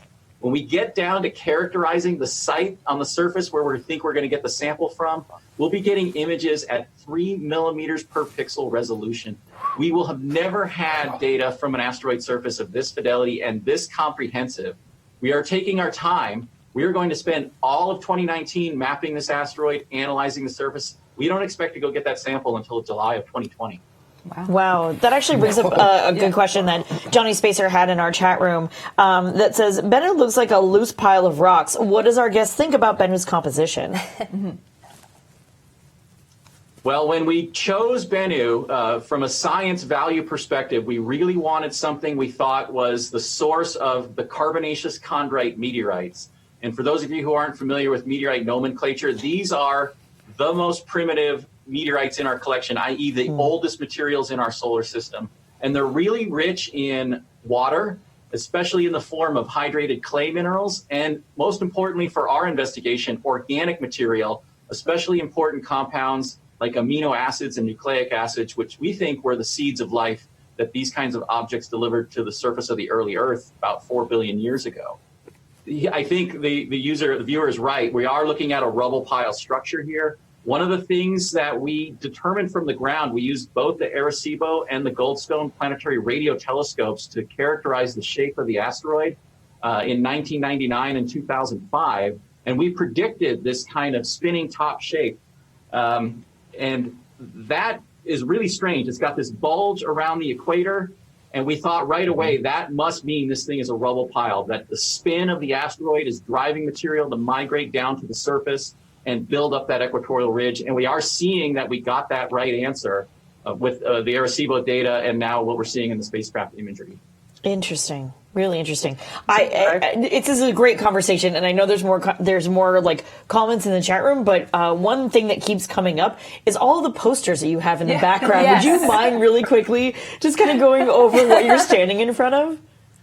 Sure. Well, I'm really a big fan of merging the arts and the sciences. In fact, just on Saturday, December 1st, I put on a variety show at our local Fox Theater where Awesome. I had science, humanities, comedy, music, acrobatics, and we really want to celebrate scientific inquiry as a manifestation of the human spirit. So I really wanted us to have art and graphics that capture the different stages of the mission. And the 3 posters that I have behind me are commemorating the launch in 2016, the major event of 2017, the Earth Gravity Assist, and of course, Bennu arrival, which occurred on December 3rd, a Monday of this week. That's awesome. That's really, really awesome. Yeah, go ahead, Mike. I do have a question, kind of going back to the shape for a moment. The only asteroid that I knew of before a lot of recent discoveries that was kind of shaped like a diamond or a spinning top, as you said, was Steins, asteroid Steins or Steens in the main asteroid belt. So seeing up close pictures of Bennu and even the images that we've been getting from Ryugu and a lot of these different asteroids that we've been trying to rendezvous with all kind of have this similar shape. And you say that you predicted that. Is this, with that shape, is that just the type of shape that a pile of rubble would collect into? Or does this have something to do a little bit more about how their mass and gravity? Like, why do we keep seeing asteroids that have that diamond or spinning top shape? It sounds like you were here with the science team all week long, because we've been asking ourselves that question continuously, and different ideas are cropping up. We did discover these shapes using the radar data, and we see that a subset of the near-Earth asteroid population has this, but not all of them. We also had seen asteroid Itokawa. That was the target of the first JAXA Hayabusa mission. That doesn't look anything like this. That looks like a peanut or an otter, they like to call it. That's what we call a contact binary. It really looks like 2 large chunks of asteroid kind of contact each other, and they're rotating around a common center of mass. So in order to get that spinning top shape, we had a couple different ideas. One, there's a phenomena that we've learned about over the past 15 years or so called the Yorp effect. And what this is, it's kind of like solar radiation pressure and thermal emission acting on the asteroid like a windmill. And you can have the Yorp effect start to increase the rotation rate of the asteroid and spin it up, adding angular momentum to the surface, and then driving material to migrate down and build up that kind of equatorial ridge. So that's one idea that we've thought about for forming it. Another one is related to the fact that a lot of asteroids are binary systems. You have a primary and a secondary or a satellite, and that system may decay down, and the ridge may be the collapse or the accretion of that secondary back onto the surface of the primary. And now we've been kicking around ideas that maybe this is something fundamental to the formation of the asteroid. In particular, Bennu is too small to have existed as a solitary object over 4.5 billion years. A related phenomenon to Yorp is called the Yarkovsky effect. Instead of spinning the asteroid, the Yarkovsky effect changes its orbit, particularly its semi-major axis, and will shrink it and make it become a near-Earth asteroid. But the Bennu probably originated in a catastrophic disruption of a much larger object in the main asteroid belt, something on the order of 100 kilometers in diameter. And maybe the reaccretion of the rubble from that event had some angular momentum associated with it, and so it kind of spun down, and in a similar manner to why you get a protoplanetary disk forming around protostars, maybe you get these equatorial bulges as these objects reaccrete after a catastrophic disruption. The good news is we're going to be able to test all those hypotheses, not just with the data that we get back from the spacecraft, but we are a sample return mission. Each one of those has different implications for the nature of the sample. So when we get it back into our laboratory, we already have the team connecting hypotheses to analyses of the return material so that we can better understand what's going on here. But it's brand new. I mean, it really is the forefront of asteroid exploration, and we don't know the answer as to why these things have the spinning top shape yet. Interesting. Just to clarify, that effect, is that the York effect, the Yorp effect? I'm not sure I heard you correctly. Y-O-R-P. Cool. Yorp, yeah. Interesting name for that. So I wanted to talk. It's actually an acronym. That's the 4 scientists whose theories came up with that Aww. idea. Yeah. Excellent. We should make one of those. Yeah, we should. So I want to talk to you a little bit about Extronaut, which is a project that you worked on leading up to the launch of OSIRIS-REx. So just go ahead and tell us, what is Extronaut? So when I first got involved in the OSIRIS-REx project, I was interested in the science, and I was a meteorite scientist. I knew we needed pristine material from the dawn of the solar system. But I also take my educator's role really seriously, and I was particularly excited about the education and public outreach component of the mission. And then really one of the only catastrophes that happened during development was the EPO program was canceled, and I was devastated, and I was pissed off, quite honestly. I wasn't happy about it. Yeah. And so I realized, and I appreciate that, I think one of the main reasons that we fund these kinds of expeditions as a nation and as humanity is to inspire the next generation and to educate people and to make them think big thoughts and go after big projects. And I couldn't let the education program just die. So I decided to try to do it privately. And we tried a lot of different things. We had educational curricula and workbooks and experiments. And it was hard to get into the educational system because they're overwhelmed and underfunded, and they got a lot of things that teachers need to take care of. Mm-hmm. I started working with an after-school organization called the Boys and Girls Clubs, which I actually went to as a kid, and it's really important to me, and doing after-school science clubs. And I came to realize that there was this misconception. It was great to see all those rockets launching at the beginning of the segment today, because most kids and a lot of adults think that the rocket is the vehicle that goes to the planet, and I call it the Bugs Bunny model of planetary exploration. The Bugs gets in the rocket and it flies through the solar system, and the whole thing lands on Mars. And so I started a flashcard series where I had the first stages and the second stages and the spacecraft and the fairings and the side boosters, solid boosters. And I had Deltas and I had Atlas rockets, just to explain the different kinds of rockets that are out there. And the kids started to make it a game, like a trading card game, and trying to build the rockets on the table. And I was like, well, I really love board games. It's one of my favorite hobbies. I play with my kids all the time. And I've always wanted to design a board game. So let's see if I can come up with a game that will teach kids about how rockets work. And the Extronaut, the game of solar system exploration, was born. I put it on Kickstarter, and it did well, and it got funded, and we were able to print it. It's gotten some awards and accolades. We've actually sold about 10,000 copies so far. And so we've kind of continued to develop space-themed games around that idea. Our second game was called Constellations, the game of stargazing in the night sky, and it's all about the patterns of stars and the different kinds of stars and stellar evolution. And now we have Downlink, which is kind of taking it to a new level.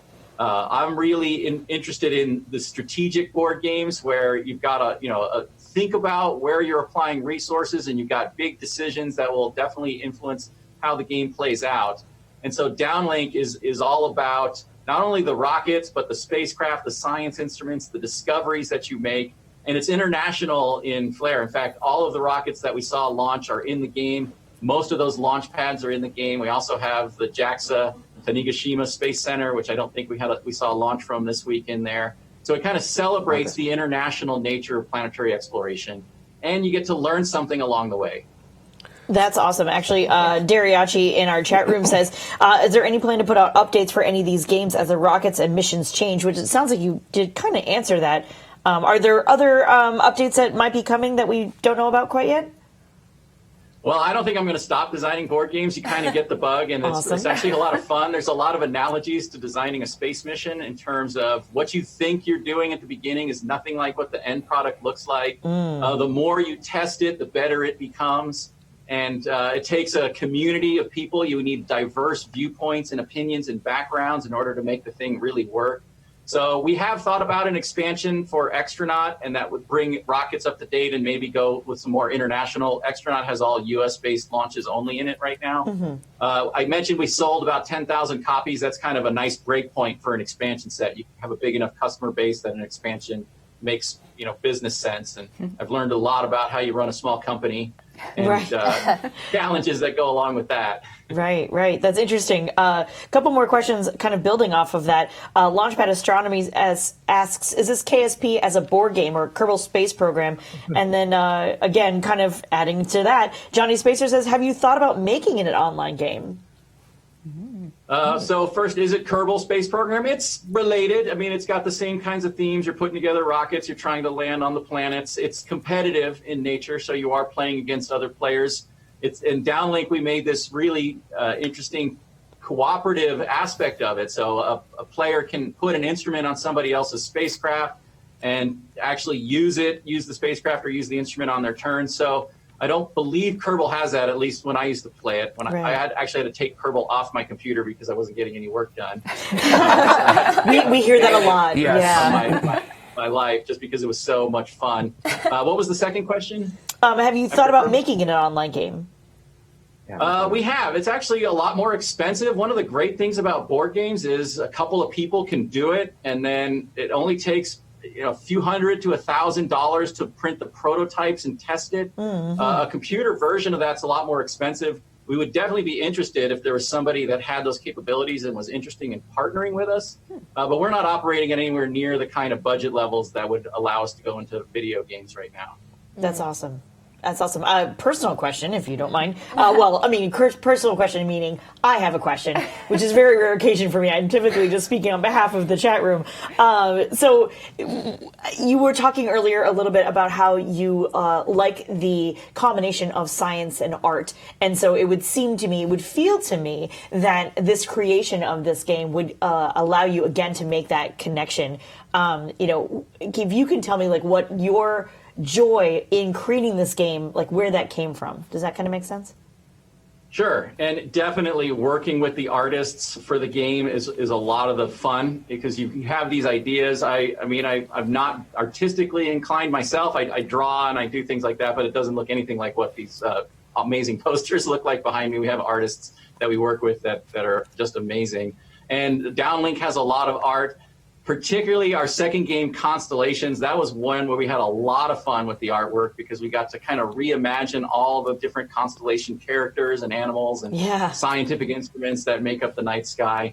So I absolutely love it. There's nothing like the moment when you've been working on this thing. It usually takes about 2 years from concept to finally getting the box from the factory with the final game in it. When you get that and you open it up and you're like, wow, it actually happened. We actually made the product, and here it is, and it just looks amazing. And it's just a really great sense of accomplishment. And again, a team effort. That's one of the things I really enjoy, is when a group of people come together with a common vision and you make something really amazing happen.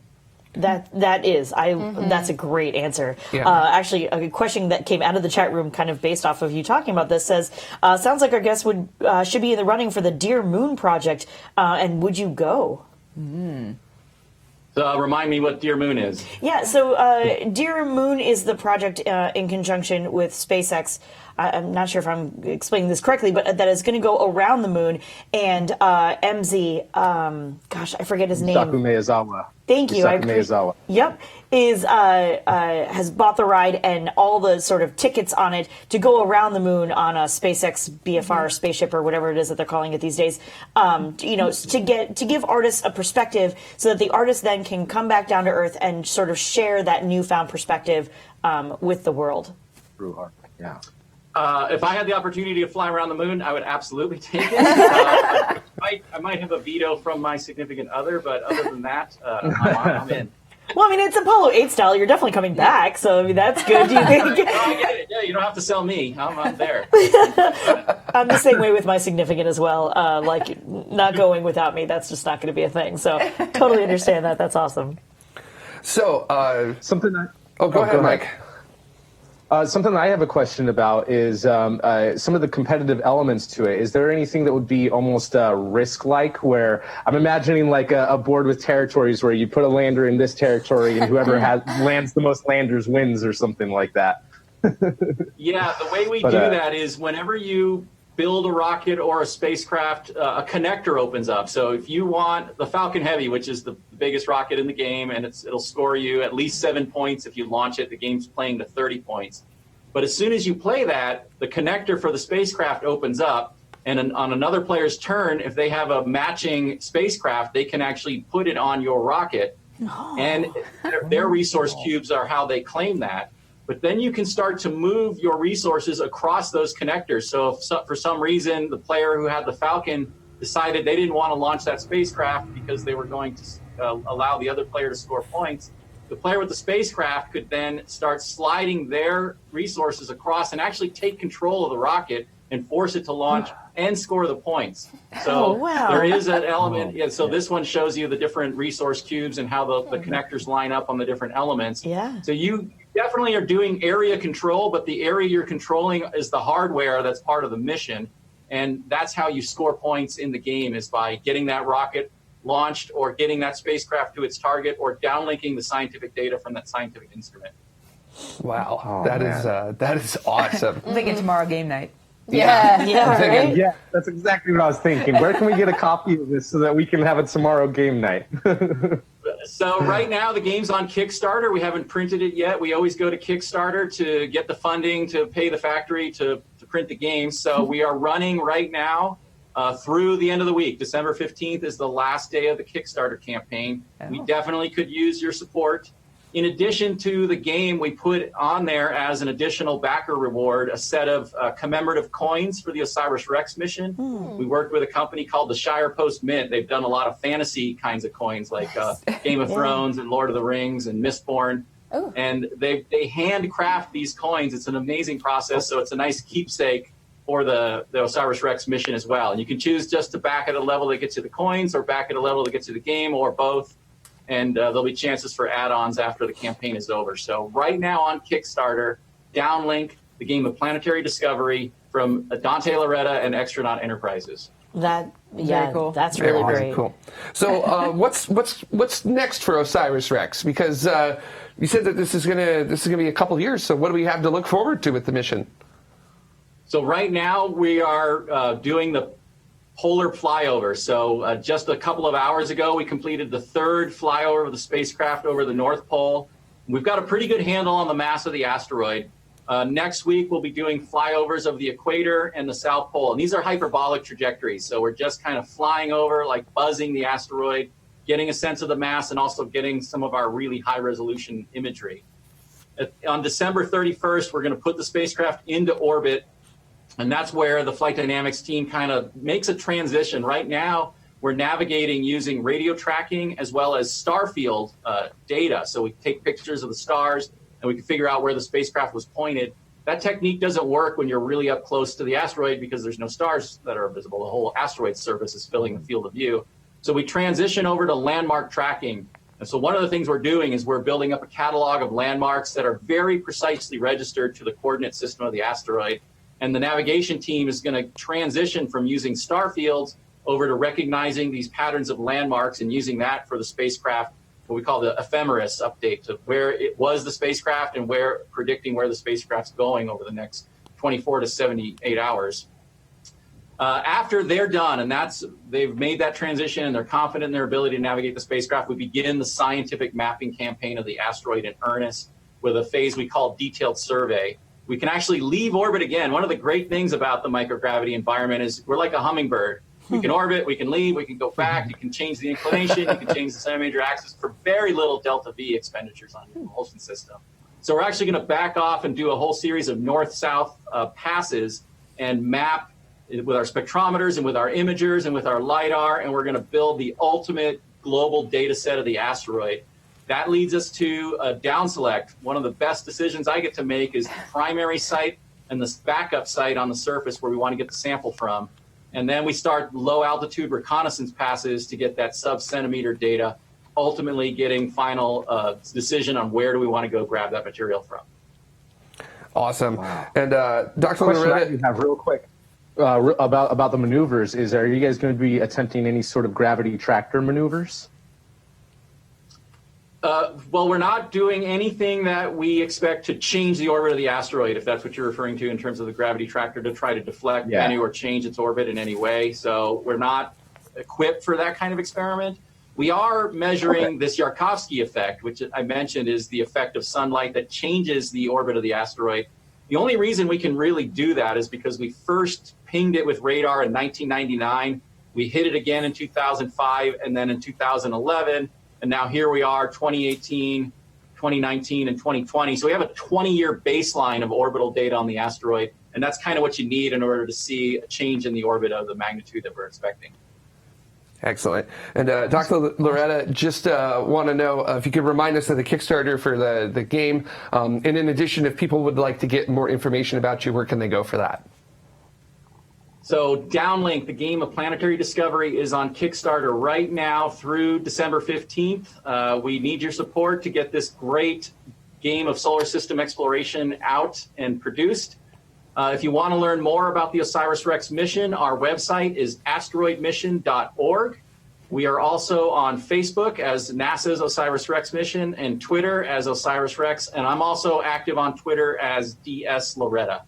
Excellent. All right. Well, Dr. Dante Loretta, thank you so much for coming on the show today. A man of a multitude of talents. Yes. Most certainly fantastic talking with you today. Thank you. It was great to be here. I really love what you guys are doing. All right.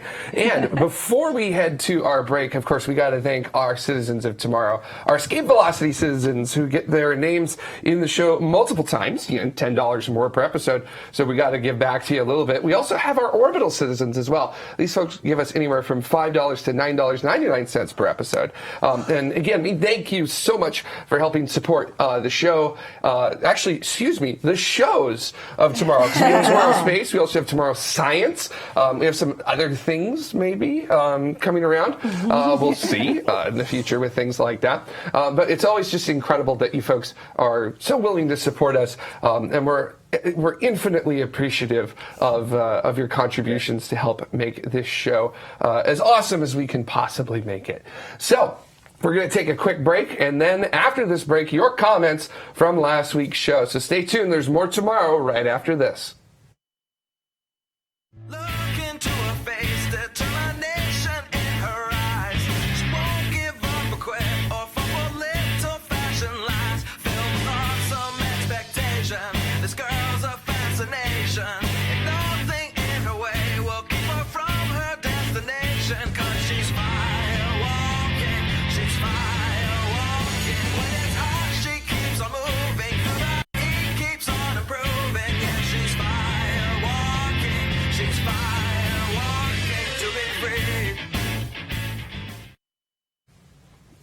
All right, and we're back.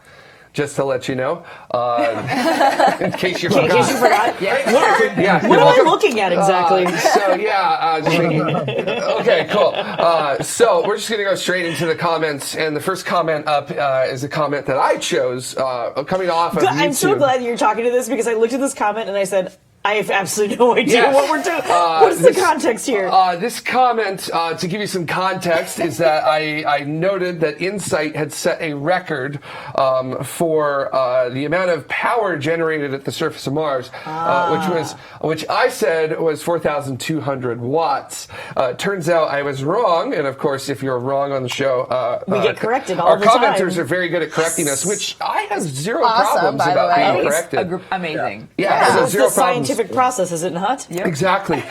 So Nathan Colgan off of YouTube said that it's not 4,200 watts, it's 4,200 watt hours over the course of a day. So it's actually more like 171 watts total. So this made me go down sort of the electrical engineering hole, kind of looking at the difference. It's a great hole to be in. Yeah, it is. It's shocking. I mean, it's just electrifying. I mean, just I'm so proud of you. High voltage things. That was so good. That one too. So as we just I missed that. What? I said, oh my, that was bad. Thank you. Well, whenever electricity puns come, it just amps me up like I can't believe. So what are you guys doing? Let's just go back into this. I just got that one. So What? Yeah. So I'm going to flow here into the difference between a He's watt on fire. and a watt hour. So a watt is a unit of power, and power is the rate at which energy is produced or consumed. A watt hour, however, is a unit of energy. It's a way to measure the amount of work performed or generated. So they're actually two completely different things. Okay. So, which is really, really cool to think about. So kind of like my watch doesn't list the number of steps I do. It does the number of calories that I burn. Yes, exactly. Yeah, that's exactly how it would work. So, all by myself. Done. So good there. Excellent. All right. So our next comment, Sarah, you speak to it. All right. Yeah, please, because this is a wall of text. I can see the slate coming up. And again, I seem to be drawn to the massive dissertations. I love you. So this one was from the community and from Frida. And again, apologized for the rant in advance, but I thought this was, we talk about this a lot, and this person had some ideas. How can tomorrow help inspire space? Amateur radio with CubeSats, rocket launches, increase the size of Tomorrow's Circle by bringing people from not the local Los Angeles area, and push awareness of topical space conferences, et cetera, et cetera. There's a big long list at community.tomorrow.tv, and the person ended up with the things tomorrow does, can, and already do make a meaningful and inspiring difference no other space show or... Thank you. I'm going to not read all of that. Please go and read this. But we are always talking about how we can do more things, and it all requires money, or I shouldn't say that. It doesn't all require money, but we're always thinking of things that we can do and to just make it more interactive. And so if you've got more ideas, please, awesome, let us know. Yep. Yeah, it was a really great post on Community, and community.tmro.tv. If you're not familiar yet, please make yourself familiar. Come by, say hi. We're all there hanging out. Right. It's kind of like our forums to a certain extent. So it's really great because then these posts can stay there and live there and then be living, breathing posts. Yeah. So you can always go, oh, yeah, well, I can do this and you can do this. And I already do this. So I don't know if you guys do this sort of thing too. And it's it literally is a community. And like I said, we all kind of hang out there. Some of us lurk more than some. But I do still read all the really amazing stuff that you guys post. It's really fascinating. So that was a really great post. And Frida, towards the end there, Frida apologizes for making shorter posts in the future. Don't worry about that. That's what community is all about. Yeah. Sarah doesn't always have to pick them, but she likes them anyway. I do, Frida because... helped us with the... I'm sorry, no, I don't have a mic. Yeah, you don't Frida have a helped mic. us with the overview of what the entire organization is. Yeah, actually, And one of gave us Frida's time and posts... passion. It was one of the longest posts that Frida posted, and again, like I said, don't worry about how long that is. Again, community that helped us with the overall vision, really nailing that down for us for all of tomorrow, and you're going to see some really amazing things come out of that. I'm very excited for the future there. Yeah, it's going to be really, really great. So, Mike, your comment. Again, it's going to need a little context. Oh yeah, just to give you a little context. Talking about this week when the SpaceX launch of the CRS-16 and with the failure of the hydraulic fluid on one of the grid fins, John Erickson from YouTube had this to say. Question in next week's show, I think it'll pop up in the news. Yes, it did. Why are SpaceX using hydraulics instead of electric motors to steer the grid fins? Must be weight to save here? Question. And as far as I know, I think that that's accurate. That what they're doing is the hydraulic fluid that they're using is actually being fed from, to my understanding, and please correct me if I'm wrong on this, is being fed from the fuel that is actually being used to burn the rocket. So the RP-1 is used actually as the hydraulic fluid for that. And I'm guessing that there's just one pump for each one of the grid fins. I don't know for sure, though, but the other three grid fins continue to work, so I'm assuming that that's true. So I'm guessing that the reason that they do that and don't have a separate hydraulic fluid is to save weight. So, yeah. Yeah, that would be a good guess, because anybody's guess is as good as anyone else's, because that's probably an ITAR thing, and we probably won't ever get to see that kind of level of design. If I ever get the full answer from a SpaceX employee, I probably could never repeat it. So yeah, so yeah, if that were to ever happen, so with that there, probably won't. Yeah. Yeah, it's all good. So we just know that something happened with the hydraulics. So interesting. So that's it. Yeah. We're wrapping up. Oh, but wait, really quickly. It's Vax Headroom in the chat rooms. Oh, I missed the thing and all the other things.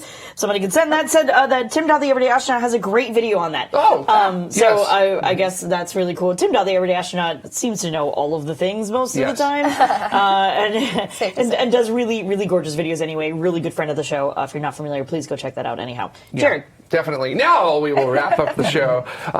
Boy, I've done that a couple times during this show so far. Jumped a little Never too gets far old. ahead. My fault. So anyway, no, it's good.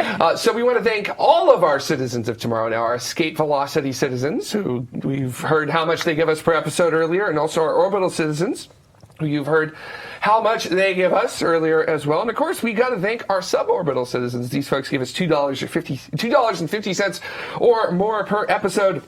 And this is just great that we have this many people. Like, look at how many people are there. Like, that's a lot of names, army. right? Like, it's a small. Indeed, it is a small army to potentially take over but that's the world. our with. army. It is our army. So that's why it's so great. And then, if you thought that was a lot of names, here's our ground support citizens. There's the horde. So There's a wall of text. all wall you of have text. to do to become a ground support citizen is just be like $1 per episode. That's all it takes in order to support us and get your name here on the show. And of course, if you want to, you can go to patreon.com/TMRO. It's not just your name in the show. You get some really cool stuff with it as well. Like, we have a Discord channel for our escape velocity citizens where basically you get to see us talk to each other. And if you think the puns during the show are bad, you just wait. You should definitely see the level of parental jokes that occur in our escape velocity channel. We also have Patreon Hangouts as well. That one should be coming up shortly. So if you're in the Discord channel, pay attention to if and or when that is what is happening right now. Ben has appeared. This is not good. I don't have a microphone. I'm sorry, and I was going to put this in the show notes, but I'm running on fumes for sleep, so I forgot. If you are a citizen of tomorrow already, if you could go into Patreon and make sure that you have an address, starting in orbit 12. A physical address is what you're saying. A mailing address, only if you're... I don't know what's happening anymore. Only if you're comfortable doing it, but we're going to start mailing out physical rewards after you reach certain thresholds. So here's an example. There's the Orbit 12 patch that we've had created. Nice. And that's going on my flight jacket. Yeah, exactly. Sewing it into my skin. And there are some pretty cool things. We'll go into that in After Dark and whatnot. But if you have a mailing address, we'll be able to send that out. I'm also working on challenge coins and a few other things. So definitely make sure all of your information in Patreon is updated on what is going on. I'm no one with no sleep. So, I will now very awkwardly. I think I'll just leave. Yep. I'm just gonna hide behind you. Yeah, just lay down. No one's gonna notice. That's the way this goes now. All right. All right. Cool. Very, very good. Yeah.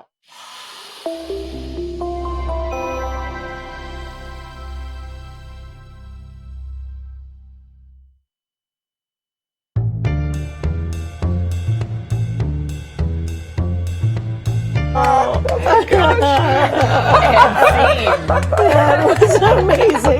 Donna's like, no, we don't know. That's what's happening. Damn, tell us how you really feel. Oh, man. It's like, I have these buttons in front of me and they can do things.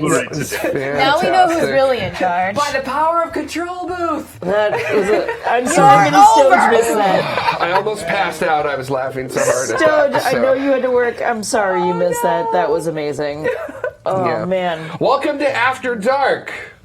Holy cannoli. So there you go. I didn't get to say After Dark is next for those of you watching That's live. all right. I mean, here we are. We alluded to that earlier. But It's now okay. you know. Yeah. So this is the show after the show for folks. As I notice sometimes we have folks that come in and they're like, what the heck is going on? Right. So this is the show after the show. We're all just kind of hanging out now. Well, especially 'cause- after the time zone, or the not time zone, but the time change. Sometimes people come in and they're like, this is the worst show I've ever seen you guys do. my This show's gosh, about what's wrong nothing. with We're not even you talking people? about space. Thank you for everyone's help on the Vax Headroom Tim Dobb the Every Astronaut thing. I was like, I pushed the button and then something moved and then I couldn't do the thing and then I lost it and all of the stuff. I apologize for that. Vax. Landing Eclipse, see if I can do it now, says, I like the idea of plugging space conferences and such through Tomorrow.Space. There's a lot going on. It's not always easy to discover. That's totally a thing. Yeah. And there's a lot of like little space conferences or smaller space conferences or small sat space conferences that sometimes some other people in the room may or may not forget that those things exist. Jared, you were going to say something. Yeah, I was going to say, I just saw a couple days ago that a Space Up Arizona has been announced. What? In the U.S. There hasn't been a space up yet in the Going U.S. to try to be there in person for the whole dang thing. You're So signing autographs because you're famous now? no, obviously. no, it doesn't happen because that just that would be doesn't amazing, happen. dude. So That would be awesome. we can have a Tomorrow pod there. We could, yeah. I'm Like planning a on physical going. pod. Yes. Yeah, So- yeah.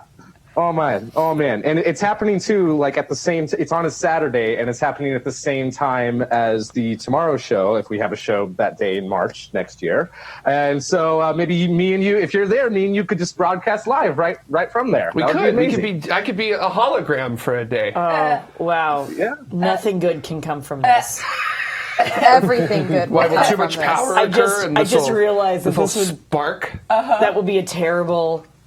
It'll be awesome, but it'll be a terribly fantastic. awesome thing. Wow, all the way around. Terrible. See if I can get the. Just buy a tent and write TMRO on it in big letters. Tomorrow used to have a tent. Tomorrow used to have Tomorrow never had a banner. Space Vidcast used to have a tent. And a banner. Yeah. And a banner. And chairs. Yup. Dada is it's going to be Thanos, Saturday, basically. March 23rd, 2019, at Mesa Community College, which is not far from where I live, just a stone's throw from where I live. All right, well. Cool. Throwing stones at Mike. Landing eclipse regarding conferences and such. Remember, there is a world outside of the U.S. Yes, absolutely. And actually, for those kinds of conferences, if you have not heard of Space Up conferences, please look up Space Up conferences. They're actually unconferences, technically, and they are going gangbuster outside of the U.S., which is why we got really excited that there was going to be a Space Up in the U.S. There hasn't been a Space Up inside the United States. It's got to be years. It is years. I want to say 3, maybe even 4 years. Yeah. And they were started in San Diego. Yeah. The last Space Up Los Angeles was 5 years ago.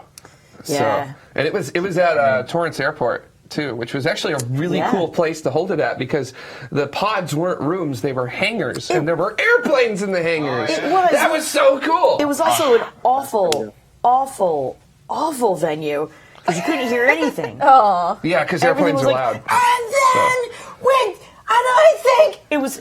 But it was cool. They were offering discounts to go. Ear. They offered discounts to the Space Up attendees to go ride in a P-51 Mustang. So, Heck yeah. and I almost thought about it. I almost did it, but Dang. We should do a Space Up on a zero-G flight. No. That would be tough. That also sounds terrible. Random letters and numbers in the chat room says Jared and AZ equals permanent pug walk. Potentially. It does sound like since it's a single day thing, I would fly in the morning and then fly out in the evening. So, you're even welcome to come the day before, and I can host you. Oh, thank you, Mike. Maybe that way I don't have to get up at zero dark good God and fly out. So. David We don't Anderson do says, daylight saving here in the mythical land of Arizona, so you'll get that little extra time too. Thank you so much. Bring your passport. David Anderson says, how do you spell that? David, what are you referring to? It's hard to tell. Yeah. Space Up? Space Up is space UP. Spaceup.org is the website. Yeah. So Cosmic Lettuce is in AZ. Do you live here, buddy? And if so, we need to have a tomorrow meetup. Yeah, I feel like a tomorrow meetup at Space Up Arizona would be a thing that could happen. Everyone can get matching tomorrow tattoos at the Space Up Arizona. Yeah. We could. Yep. So. Yep. I feel like that's going to be a thing. I was just about to say, would you be down for a tattoo? But then I remembered. I have a tattoo. I remembered you have a tattoo. Wow. Very large tattoo. Mm-hmm. I don't think I'd be opposed to a tomorrow tattoo if you'd ever freaking stop changing the logo. Tomorrow logo hasn't changed in years. Oh my gosh. Yeah, but how many times did it change before that? Twice. Technically. How many revisions no, did you twice. have on the logo No, until you were that happy? was before the decision. That's not a logo change. That's not a peanut- logo change. Once he settled on one. No, I know, you're right. There was a penis logo and then there was a space vidcast. There was a phallic There was a logo? Space Vidcast logo. Wait, I never saw this Then there was a phallic logo. Tomorrow logo. Was it the same as the rocket? No, that's a Or- different. oh, okay. That's a different Gotcha. thing. There was a Space Vidcast logo, and there was a Tomorrow logo that had one particular typeface, and then that typeface changed to what it is now. So, that's it. She's basically right. I am right. Yeah, no, if we're not counting the revisions where I basically said these aren't final. Google went through logo changes as well, but Yeah, no, actually we don't touch the logo very often. It's like the typeface. Once the typeface was locked in, it's been locked in and has been untouched. And once the logo, the space logo was done, it has been locked in and untouched. The Science logo is its own individual thing, and the Studio's logo is its own individual thing. But once those were locked in, they've been locked in. And generally, the Space logo has its own logo. The Science has its own logo, and the Studios has their own logo. And there are no plans to change. And yeah, we have no plans to change that. Launchpad Astronomy, we had the patch made locally. Yeah. Oh, I was going to tell people a little bit about. You were going to tell people a little bit about the patches. Should we? Should I grab a camera and zoom in? Yeah, maybe. And or like maybe get a microphone, Benjamin James? No, just all right. Cool. Hey. It's all right. Then you can Deadpool to behind her chair and crawl off again. That would be amazing. Ooh, I almost had a. Is that Mountain Dew, Hold Jared? on a second. Yes, it is. Hold on a second. Here, I thought it was green tea. It looks This like is as close as this can get. gasoline. Yeah, I mean, their design good is lord. Travis Neal on YouTube talked about the TMRO logo in his MBA program in marketing. It'd be interesting to hear the results of that. Actually, yeah. Yeah, So- because what? Just walk up to the camera, Benjamin. Because he's tired. Moves Hold your on. feet. Hold on. Uh-oh. Yes. So It's a little dark though. It so. is very Now I have dark. to get close to Jared so I can use his microphone. That's too dark. That's a little dark. That's still too dark. Blinded by There the you go. light. Oh, wait. Hold on, that should do Let it. it focus. Hey. All right. Sausage fingers are Stay where it's shadowing at. it. Got the TMRO typeface. We had size limitations, and I can't tell you why there are size limitations, but I'll get into that in 2019. There are 12 pips across the side of this. There are 6 darker pips, which indicate the first 6 years of Space Vidcast. They're just darker just to make them a different color, not because they were the dark years or anything. Well, Then Middle there Ages. there it are was just 6 the Ben and more. Carrie Ann show back then, so maybe that's why. There's 6 Darker more for coffee. brighter pips that indicate when we were actually TMRO, but one of them is a star as opposed to a pip, and that is the year that Calf passed away. So it's a nice little reminder of Calf and how he helped us get the show started. So he lives on in our patches as a twir. Eventually, I do want to find a way to get the actual space logo over here someday, but that's going to be a different design patch. That'll be its own thing. This again I had to work within certain constraints for this particular one for certain reasons. So there you go. Also, Beautiful. like, you know, they shouldn't be gigantic awesome. anyway, so there's that. Yeah, that's true. I think we'll also have maybe a round one. It's really great when you talk off mic. Yeah. Yep. Oh, they can hear me. A lot of All different right. shapes. That's true. A lot of different shapes. So, Johnny Boy says, by the way, Ben, you never thanked me for my contribution to the Tomorrow logo. What was his contribution tomorrow? I don't know. Johnny Boy, did you want to clarify that? Because Ben is utterly confused. He also is running off of no sleep, so there's that. While we wait, anybody else? Hey. Travis Neal on YouTube says the results were that, or regarding the logo and Yep. his MBA program, is that the perfect example of communicating what you would describe tomorrow in one sentence, is recognizable, not confusing, and describes your brand and allows for expansion. Hey, Cool. I just found a problem with our new system. Yeah. Yeah. Oh, you just found that now? It is so annoying Yeah. that all the comments get cut off. Yep. Yeah. And then there are times where I will click on it and it still won't give me the expanded version. It still gets cut off. So there are times where it looks like it's cut off in the chat room and I can click on it and it expands and I can read the rest of it. And there are other times where I can click on it and it does not expand. That's super frustrating. In the vMix, not chat When room. can you click on it? What do you mean click on it? When can you expand it? When You just tap it. tap it to go, hey, I want to send that to the queue. Sometimes it expands and I can read the rest of I it. see that, yeah. And then but there are other times I click on it and it doesn't. But when it gets sent to the queue, does it, hang on. When it gets sent to Oh, the but when it gets sent to the queue, it gets cut off. All right, that needs to be fixed. We'll fix that. yeah. The other thing that is kind of annoying is that sometimes things come at. I know you can't fix that, but some things come at the same time from different areas. Yeah. And so when vMix updates, I lose my place because now things got shuffled differently. Sure. Johnny Boy said submitted the typeface Yeah. with his contribution. Don't know. don't look at me. I don't know. I don't remember Johnny Boy, I'm sorry. I mean, I remember the moment, the typeface. No, that was... Johnny Boy, what typeface do you think it is? Oh. Getting called out. Uh-oh. Well then. Yeah, no, I know what the typeface is off the top of my head because we've used I it know. I know. Wow. It's not even that. It's a modification of that. I know that too, but it's based off of that one. Yep. And then you had for the T. Yeah. Yep. Oh, okay. It's getting dark. All right. This is After Dark, after all. Aha. Well, Johnny boy, regardless, thank you for your contribution and thank you for showing up and commenting every week and being a part of the community. You're awesome, and thank you so much for everything that you do. Travis Neal, that's really interesting. Travis Neal, again, expanding on all the other things, says, tomorrow's actually a good standard that I've used with my clients, and there it goes again. When they start going off the rails, you show them that and the lights go on. Thank you. We worked really hard. It took us years on, regardless of typeface, on that logo, for sure.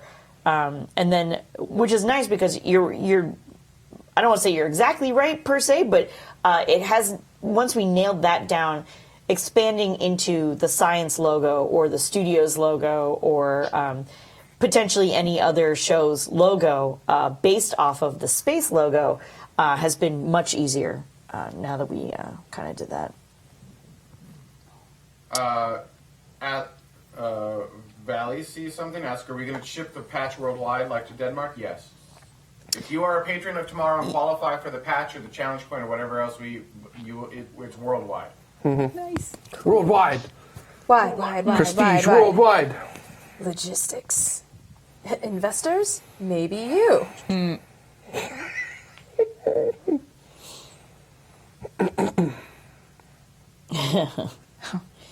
Oh, that's funny. Cool. Oh my God, Jan. I know, right? Right? I'm sorry. I should have gotten a bigger copy. Hello, Lisa Stojanowski. One that I thought was working right now and not actually here. Nothing is ever as contentious as logo design, media. So many arguments. Dutta, would you agree with that statement? No. No. It was the smoothest process I've ever been involved with, and I still love everybody. It was a whole lot of, I would ask for something, I don't remember what I would ask for, but I would ask for something, trying to give him data as to like kind of what I wanted to see, and then he would build it, and it was absolutely hideous. And I'd be like, this is hideous. He's like, that's what you asked for, and I'm like, cool, but it's not what I want. He's like, what do you want? I'm like, it needs to look more futuristic. He's like, what does that mean? For anyone that's seen The Notebook, oh man, go on. That scene where What do you want? what's his name What asks do her you what he want? wants. Yeah, it was that like daily for weeks. I wonder why you guys are so close now. What an intimate experience to have with someone. Sincerely, it very sincerely was. Who's Rachel You're Rachel McAdams. I don't know. The spooning afterwards And was you're- fantastic. Yeah, we don't do romantic movies, so there's no way that we would ever see The Notebook ever. Johnny.Space are looking forward to the challenge coins. Yeah, I have the initial stuff out. Those are so the patches are obviously done, and we have them, and that's a thing. The challenge coins are not done. I still need to do things. I broke Mike. Did we plug lock Mike? Why? Oh my God! Just the image of Donna and Ben spooning afterwards and loving it. Oh my God! Mike, you know I'm the outside spoon, right? No, you're not the big spoon. No, you're not the big spoon. Big spoon. Not with Dutta. That's No. not Dutta's big spoon. I'm big spoon. Wait a minute. Wait. You What if there are cannot. two Dutta spoons? is not the little spoon in this They're relationship. two That's spoons the awkwardly surpri- facing each that is other. the surprising thing about Dutta. He's a lot more tender than meets the eye. He really is. Dutta just wants to be held. I gotta say, I was not expecting that. No, I mean, That may have killed Dutta. That was great. Yeah, Dutta's dying, Mike is dying, which is the only reason that I'm letting this continue on. It's Let true. me be All of it. extremely clear. see, I would not stretch the truth. Not every quote-unquote intimate experience needs to be any sort of physical contact in any way, shape, or form. That's true. Like, that is a huge bone of contention for me, personally. Yeah. Just be intimate with our FYI. words and our feelings and sentiments, and I can Exactly. Yeah. My intimates, exactly. Lisa says she's a little spoon. Yeah, that's by default. That's not even remotely... It doesn't even remotely count, man. She's like the sugar spoon. She's like the sugar spoon. Like the little collectible spoons from the interstate. Like the collectible spoons From the interstate. from the interstate, yep. I'm sure she has no idea what we're talking about. No, but just Derek ignore doesn't that. even have any idea. Lisa, remember when we showed you like where to put like the knife and the fork and everything, and then there's the little stuff that you're like that. Oh, She'll get that. okay. She's the little knife on top? She's like the oyster fork, yeah. Or the teaspoon that used to be a teaspoon and not the teaspoon. Yeah. That? Yeah. Gotcha. All right. Yeah. Okay. Oh my god. Shashi. Yes. See. Okay. Thank you. Raj asks if we're doing anything special on the 29th of December. We're not going to be here. There's a show on that one. No, I think the our last- 22nd's our last one, Yeah, we're right? doing 5-0 shows this year, which is pretty good, Yep. I would argue. But that's all we're doing. I feel like we deserve at least a day off. Yeah.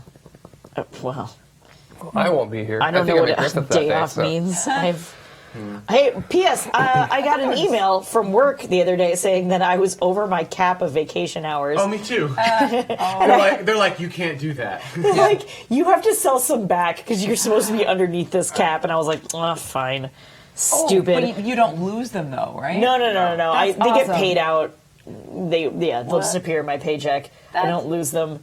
Which is fantastic, but it was funny because my manager was like, you should take some vacation. I was like, you don't understand what my job is, do you?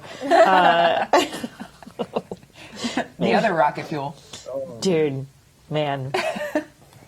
The important stuff. Yeah. Legitimately important things. Thank you. High octane. So- Thank you. I cannot do math without caffeine, so I mean you have to have it. Can't do caffeine without math, so I guess we're good. It's She ain't wrong. mutually. It's ridiculous, like how many times on the daily I have to explain that light roast has more caffeine than dark roast. Like people do not understand. They're like, give me the darker is dark. thicker. And they think they're so badass. Yeah. Give me the darkest stuff you got. Right, It's like, and I'm like, okay. Or people come over to the espresso line and they're like, hey, I want the strongest stuff you have. And I'm like, well, that's cold brew or like the light roast that you definitely could have served yourself. Like Yeah. 1,000%. I can add extra espresso shots to that, but I don't know why you're in my line, man. Yeah. Yeah, it's okay. Oh, what that's happened what just there? happened. Whoa. I'm glad I wasn't the only one. Everybody. Whoa. I think we have too many pages now. Cool. Okay. And so it did that. Fix it. 63 pages. No idea what you're talking about. How do you delete it? Well, Mike, are you in the chat room? No, he can't get access to VMix. Oh, that's right. That's why. So VMix just all of a sudden went from the name being this to the name being this, and the comments being this to the comments being this now. So everything is like. What are your thoughts on cold brew and coffee? I mean, I'm all for it. I'm all for coffee, kind of in general. Don't do it badly. Make sure you start with garbage in, garbage out. It's the one thing that Ben ever said to me about video that also relates to coffee I understood immediately. If you got, crap signal coming in, you're going to get crap signal going out, and same thing with coffee. You got to start with some sort of beans or grounds at the very least that are fresh enough, and that is the flavor that you enjoy. If you don't like Dunkin' Donuts coffee, I don't care how the F you brew it, whether it's French press, pour over, espresso, or anything, it's still going to taste like crap on the other end, including the crap coffee, whatever the animal poo coffee thing. Oh, the servals. Sure, whatever. It tastes like poo. Want to know why? They shat it out.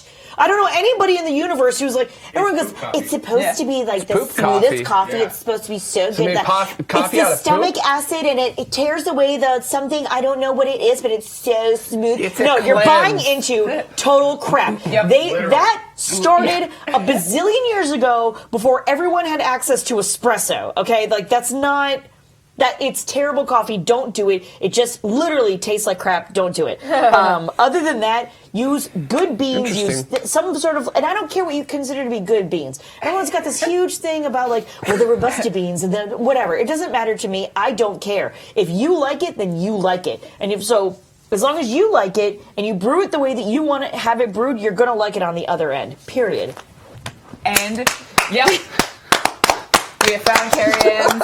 We've secretly Daylight replaced saving Carrie-Ann's time. normal coffee with Folgers crystals. See what happens. Yeah, that's my soapbox. Karen, I wanted to ask: Does dark roast have less caffeine in it? because it's roasted longer. Yeah. So the compounds heat breaks down the caffeine See, molecules. that's what I tell people all the Interesting. time. I'm like, look, caffeine is a chemical, but it's got a chemical compound. It does not have a flavor to it inherently. If you were to get caffeine powder and lick it, A, don't, but B, it's only going to taste like your skin. It's not going to taste like anything.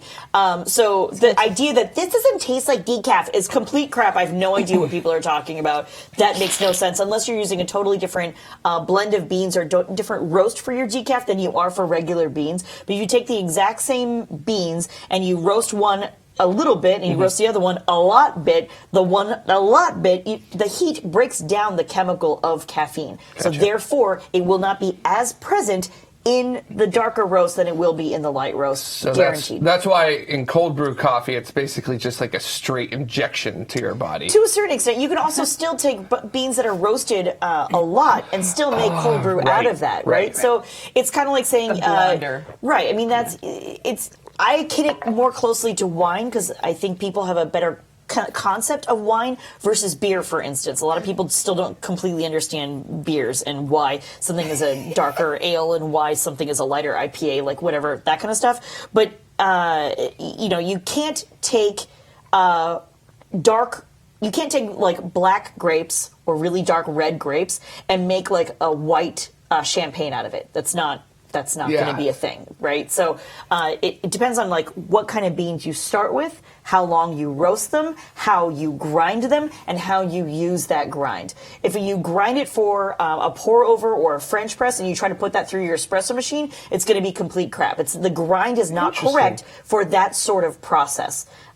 Similarly, if you take something and you grind it for espresso and you try to put it in your drip coffee machine, you're probably going to overflow because it's so fine of a grind that the water can't drip down into it. It's going to stay floaty on top and it's going to come out the top of your basket. Does that kind of make sense? Yeah. So it's interesting. So that's the only way that I can make any sort of connection when you guys are talking about, like, I forget what story it was, but throwing the rocks into like the sand pit and seeing the ripples. Mm-hmm. It was like months ago. I think it was your story, possibly. That's what it reminded me of because I was like, oh yeah, because if you grind it wrong, then the water can't get through. Blah blah blah, and the sand and the stuff and all. I was like, yeah, okay, I get it. That makes sense to me now. So I apologize for all the coffee talk, all the coffee talk. Yeah. No, it's fine. I learned a lot of stuff today. Okay, good. So AeroPress for the win. Yeah, as far as I'm concerned, however, I am a barista. However, the capacitor asked, whatever. Some people drink cold coffee even when it's negative 30 Fahrenheit. Some people drink hot coffee even when it's 120 Fahrenheit plus 120. Like it doesn't. There's all the different theories about like when you're hot, you should be drinking hot coffee, and when you're cold, you should be drinking cold. Whatever. Like. Whatever works for you is what works for you. It does not matter to me. Coffee is also extremely akin to me. I like to say that any culture that makes food has some kind of dumpling. Mm-hmm. Sometimes it's a ravioli. Sometimes it's a pierogi. Sometimes it is a dumpling. But it's some sort of doughy-esque kind of thing with some sort of filling in it, whether it's bao or veggies or whatever, mm-hmm. right? You've got all those same concept, but totally different flavor profiles. And coffee to me is the same kind of way. Like, other than the idea that you don't like coffee at all, you don't like the flavor of it, and it is an acquired taste, mm-hmm. there's going to be a coffee for you. Whether that is the sugariest, weirdest unicorn frappuccino crap that Lisa likes, or it's going to be like, a long black or a flat white or a cortado or a latte macchiato or just a traditional macchiato or just espresso or cold brew or French press or AeroPress or like whatever. Just so many different kinds of way to make coffee. I realize I'm starting to sound like the Forrest Gump character. Oh, shrimp stew. There she has shrimp boiled shrimp stew, fried, yeah. Shrimp but same kind of thing with coffee. It's extremely, extremely versatile. And I, if you don't like coffee, you don't like coffee. That's totally fine. I have no issues with that. But like, don't tell me that you've only ever had drip coffee so therefore you hate coffee. Like that's not. I don't understand that at all. But at the same time, like, if you really do like Folgers crystals, maybe you just really like Folgers crystals. I don't care. You're probably a smoker, but have no taste buds. But that's you, and that's not me, and that's fine. Does not bother me at all. Yeah, I know. Whatever Tomorrow drink coffee works for you, just do it. Yeah. So yeah, coffee ice cream. That's the way I go. Are there coffee beans being grown in space currently on the International Space Station? Not to my knowledge, but there always is a lot of coffee on the International Space Station. I mean, there probably could be. I don't see why not. Yeah, tea lattes are really interesting. Kay McCoy says, I'm not a coffee drinker, but I really like a tea latte made with English breakfast tea and some vanilla sweetener. We're going to go back to the typeface, because Johnny Boy seems to think that we stole his idea. And if we did, that was never my intention. But Johnny Boy, you should know that the MRO in the typeface is actually from the old Space Vidcast logo. It's the exact same typeface, other than modifications that Dutta made to it to curve around the T a little bit. And that was actually, I think there's even an archive of us talking about like how to make that go. There was a moment where we were just back and forth, and then slammed the old. We went through many iterations of trying different fonts. Not it. And the closest font that we could use, that we could find to make it work, was from the old Space Vidcast logo. However, the the contents that is currently in the TMRO logo is all vector, and it isn't even a font. So it's just curves. So there was fairly striking. I mean, there is a resemblance, but there's a lot of the content of the curves and lines that make up those letters that don't align with the font at all. So it's not even a font anymore. It was 39 revisions, Dutta. Oh, well, we should have had a couple more, just in case. We should have. I have 40. I have 42. At least 42. You may not have seen them all. All right. Yeah, my list ends at 39, and 39 is this one. Not Nice. that you can see any of that, Right. But that is 39. Oh, man, percolator. Space Danger said I had a percolator coffee 70 years ago and have loathed coffee ever since. Percolators are amazing, but that's definitely an acquired taste. So I'll send my last bit. So Johnny Boy, the intent is not to take credit or not give credit where credit is due. If you did do that and we forgot, my apologies. That, like, legitimately, that's how I remembered it.